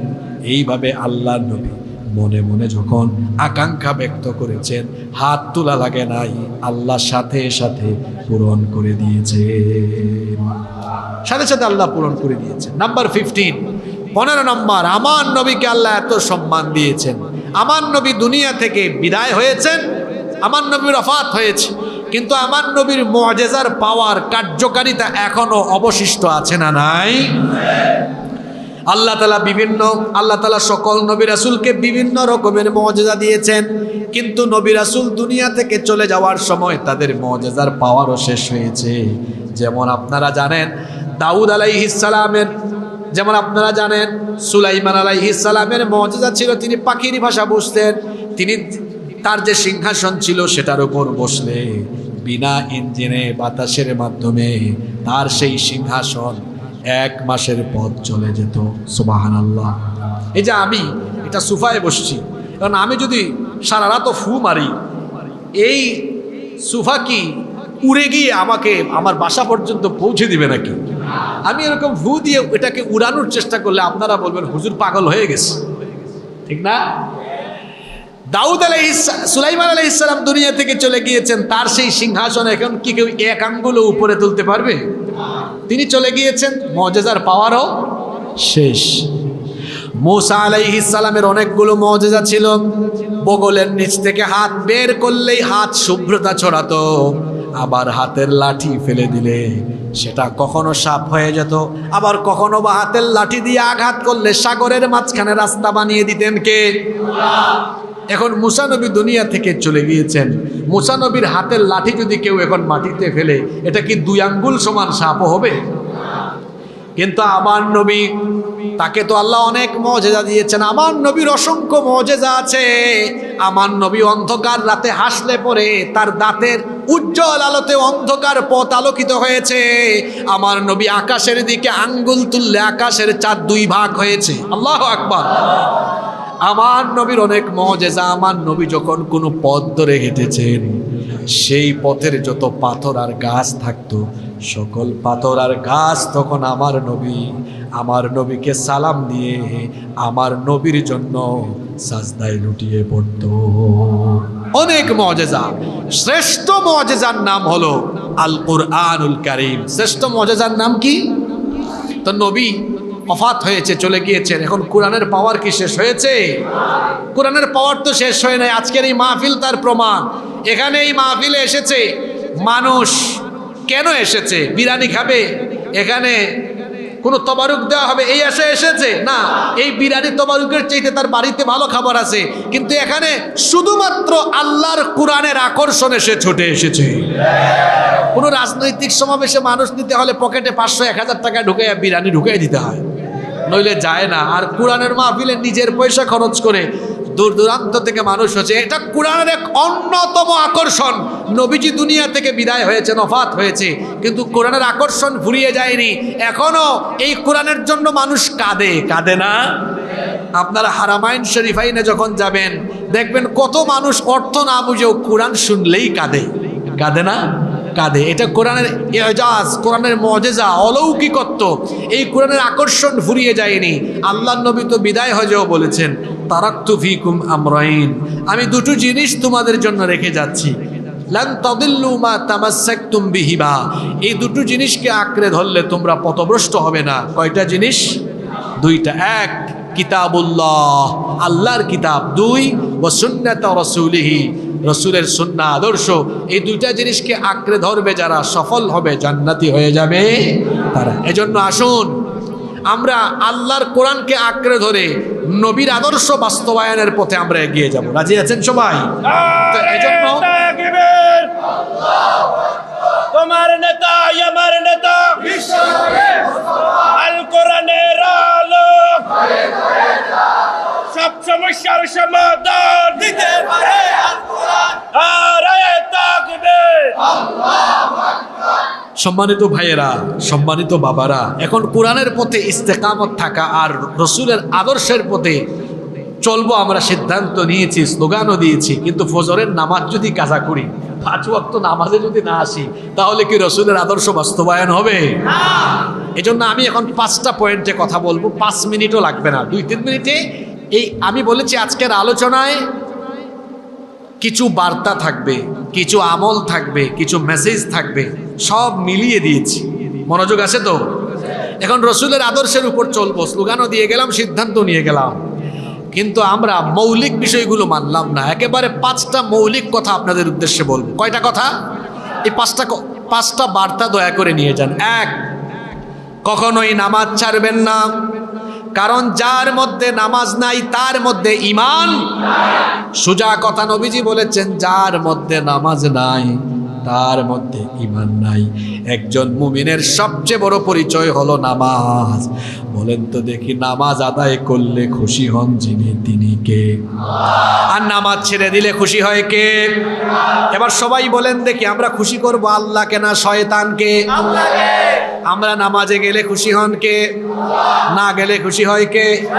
তো আজকে ফজরের নামাজ কি আমরা কাজা করে শয়তান খুশি করব নাকি? কারা কারা ফজরের নামাজ ছেড়ে দিব? হাত তুলেন। এটা ভুলে তুলছে 1-2 জন, অসুবিধা নাই। ফজরে আসবো তো সবাই? শুধু কি ফজর না সব নামাজ? একদম মসজিদের কাতার আমরা পরিপূর্ণ করে দিব। যুবক ভাইদেরকে বলছি, ও আমার যুবক ভাইয়েরা, আপনাদের সম্মান আল্লাহর কাছে কত বেশি শুনেন। এই যৌবন বয়সে যারা 5 ওয়াক্ত নামাজে গিয়ে আল্লাহকে সেজদা দিবেন, কিয়ামতের দিন আল্লাহ বলবেন সীতাকুণ্ডের ওই যুবকগুলো কোথায়, যারা আজান হলে জামাতে গিয়ে নামাজ আদায় করতো। ফেরেশতারা, ডেকে আনো আমার এই প্রিয় বান্দাদেরকে, আমার আরশে আজিমের নিচে তাদেরকে জায়গা করে দাও। সুবহানাল্লাহ। যুবক ভাইয়েরা, আমরা আরশে আজিমের নিচে জায়গা পেতে চাই কি চাই না? এজন্য 5 ওয়াক্ত নামাজ জামাতে আদায় করব ইনশাআল্লাহ। 2, আব্বা আম্মার সাথে আমরা ভালো আচরণ করব, পিতামাতার খেদমত করব। কারণ আল্লাহর নবী বলেছেন, রিদার রব্বি ফি রিদাল ওয়ালিদাইন, পিতামাতার সন্তুষ্টিতে আল্লাহ সন্তুষ্ট। ওয়া সাখাতুল্লাহি ফি সাখাতিল ওয়ালিদাইন, আর পিতামাতার অসন্তুষ্টিতে আল্লাহ অসন্তুষ্ট। তার মানে আপনি যদি আব্বা আম্মাকে নারাজ করেন, আপনার উপর নারাজ হয়ে যাবেন কে? আর আব্বা আম্মাকে খুশি করলে খুশি হবেন কে? আব্বা আম্মাকে কষ্ট দিবেন? খবরদার, ফালা তাকুল্লাহুমা উফ। মা বাবাকে বিরক্ত হয়ে উফ বলবেন না। আপনার দুনিয়াও শেষ হবে, আখিরাতও শেষ হয়ে যাবে। মা বাবা বড় সেন্সিটিভ জায়গা। যদি ভুলবশত অতীতে বেয়াদবি হয়ে যায়, আজকে বাড়িতে গিয়ে পা ধরে মাফ চেয়ে নেবেন। যতদিন বেঁচে থাকবেন আব্বা আম্মার কথার উপরে কথা বলবেন না, আব্বা আম্মার সাথে বেয়াদবি করবেন না। কারণ যারা আব্বা আম্মার সাথে বেয়াদবি করে, আব্বা আম্মার কথার উপর কথা বলে, পিতামাতার খেদমত করে না, এরা দুনিয়াতে কোনো সম্মান পাবে না, বরকত পাবে না, সুখী হবে না, শান্তিতে থাকবে না, দুনিয়াও শেষ, আখিরাতও। আর যারা আব্বা আম্মাকে খুশি করে দিবে, দুনিয়ায় রিজিক, সম্মান, জীবনে কোনো দিকে বরকতের কমতি হবে না, আখিরাতে জান্নাতেরও কোনো টেনশন হবে না ইনশাআল্লাহ। 3 নাম্বার, হারাম কখনো খাবো না। অবৈধভাবে হারাম পন্থায় চাঁদাবাজি, টেন্ডারবাজি, লুটতরাজ, সুদ, ঘুষ, হারাম পথে কোনো পয়সা উপার্জন করে হারাম খাবো না। কারণ হলো হারামখোরের কোনো ইবাদত আল্লাহর দরবারে কবুল হয় না। ইবাদত কবুলের পূর্ব শর্ত হলো হালাল খাওয়া। কি খাওয়া? হালাল খাওয়া। আমি যদি হারাম খাই, আমার শরীরের রক্ত মাংস হারাম, আমার বউ বাচ্চার রক্ত মাংস করে দিলাম হারাম। আমরা যে ইবাদত করলাম, নামাজ, রোজা, হজ, জাকাত, হজ, উমরা, দান, সদকা, কোনো কিছুই আল্লাহর দরবারে কবুল হবে না। এটা আল্লাহ পর্যন্ত যাবে না, পৌঁছাবে না। কারণ খেয়েছে হারাম না হালাল। আর হারামে ভাই কোনো বরকত নাই। যারা হারাম পন্থায় উপার্জন করে, এদের জীবনের কোথাও বরকত হয় না।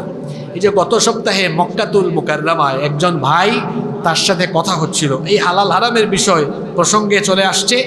উনি তখন বললেন, হুজুর আমার জীবনে একটা ঘটনা ঘটেছে এরকম। বললাম, ভাই কি ঘটেছে? উনি বললেন যে একবার আমার কফিলের অজান্তে আমি 3000 রিয়াল মেরে দিয়েছি। কত রিয়াল? 3000 রিয়ালে কিন্তু প্রায় বাংলাদেশি টাকায় 1 লক্ষের কাছাকাছি। আমি তো খুব খুশি যে কফিল তো টের পাই না, আমি তো কাম সেরে ফেলছি।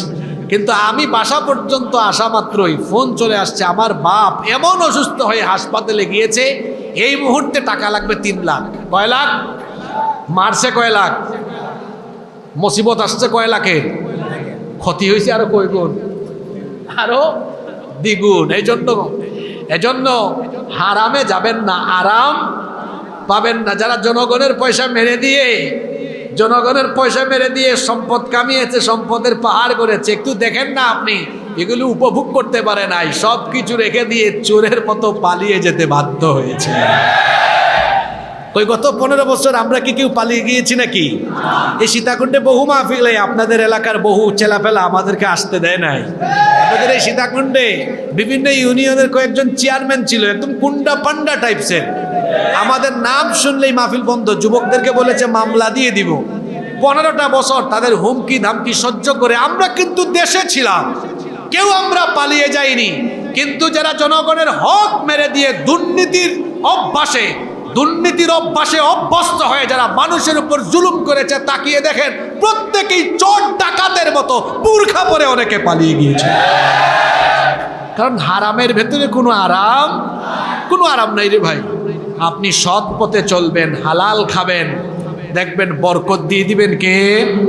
এজন্য আজকে আমাদের জন্য 3 নাম্বার বার্তা হলো আমরা হারাম খাবো না। যুবক ভাইরা রাজি আছেন? অনেকে আমাদেরকে উদ্বুদ্ধ করবে। ওই যে বললাম, আমি যুবকদের উদ্দেশ্যে বেশ কয়েকটি গুরুত্বপূর্ণ কথা বলে যাচ্ছি। আপনাদের তারুণ্যের শক্তি নিয়ে অনেকে মজা করে, ফাইজদামি করে, ব্যবসা করে। সে এসি রুমে বসেছে, আপনাকে বলে যা ওখান থেকে চাঁদা তুলে আন, ওখানে গিয়ে চাঁদাবাজি কর। সে এসি রুমে বসে আপনার যৌবন আর তারুণ্যের শক্তি ব্যবহার করে সে আপনাকে বিপদে ঠেলে দিয়েছে। সে আপনার নেতা নয়, ও মানবতার দুশ্মন, দেশের দুশ্মন, আল্লাহর দুশ্মন, রসুলের দুশ্মন, বিশ্ব মানবতার দুশ্মন। এ কখনো আপনার নেতা হতে পারে না। এজন্য আমি আমার কলিজার টুকরা যুবক তরুণ ভাইদেরকে পায়ে ধরে অনুরোধ করে যাচ্ছি, এদের খপ্পরে পড়বেন না, খবরদার। আমি আগেই বলেছি, আমার গলার মিছিল, আমার তারুণ্য, আমার যৌবন, আমার শক্তি ক্ষয় করব একমাত্র আল্লাহ আর তার রসুলের জন্য। যুবক ভাইরা আমার সাথে একমত? রাজি আছেন সবাই? আমরা হারাম উপার্জনে যাব না, বরং যুবক ভাইদেরকে অনুরোধ করে যাচ্ছি, মোবাইল ফোনে সময় দেওয়া কমান। যারা পড়াশোনা করেন, ছাত্র, কলেজে ইউনিভার্সিটিতে পড়েন, ভাই আমার, আপনারা তো বেশিরভাগ সময় 14-15 ঘন্টা মোবাইলে পড়ে থাকেন। আমার ভাই, আপনাকে বুঝিয়ে যাচ্ছি, এই সময়গুলো মোবাইলে স্ক্রলিং না করে যারা পড়াশোনা করেন, আপনার নিচের ক্লাসের স্টুডেন্টদেরকে টিউশনি করান, তাইলে আপনার বাবার কাছ থেকে, ভাইয়ের কাছ থেকে আর টাকা নেওয়া লাগলো না। স্বনির্ভর হন, আত্মনির্ভরশীল হন। যুবক ভাইরা শুনতেছেন? টিউশনি করান। অথবা অনেকে আছে সিজনাল বিভিন্ন ব্যবসা করে, ইলিশ মাছের সিজনে ইলিশের অনলাইনে বিজনেস করে, ই-কমার্স সাইটে অনেক ব্যবসা আছে না? আছে, এটা করেন। আমের সিজনে আম বিক্রি করছে, 100 টাকা 50 টাকা কে দিবে আপনাকে? আপনি ব্যবসা করেন, স্বনির্ভর হয়ে যান। পড়াশোনার ফাঁকে ফাঁকে আপনি এরকম স্বনির্ভর হওয়া যায় এমন কিছু কাজ করেন। অকর্মা হবেন না, কাজ করায় কোনো লজ্জা নাই। আমরা কর্মঠ হয়ে যাব, আমরা কাজ করব। আমরা কাজ করলে আমাদের দেশ এগিয়ে যাবে ইনশাআল্লাহ। আপনি অল্প অল্প পয়সা জমিয়ে কুটির শিল্প শুরু করতে পারেন, হাঁসের খামার, মুরগের খামার। যারা এরকম গ্রামেগঞ্জে থাকে, কিছু জমি থাকলে তো সবজি চাষ করা যায়, অনেক কাজ করা যায়।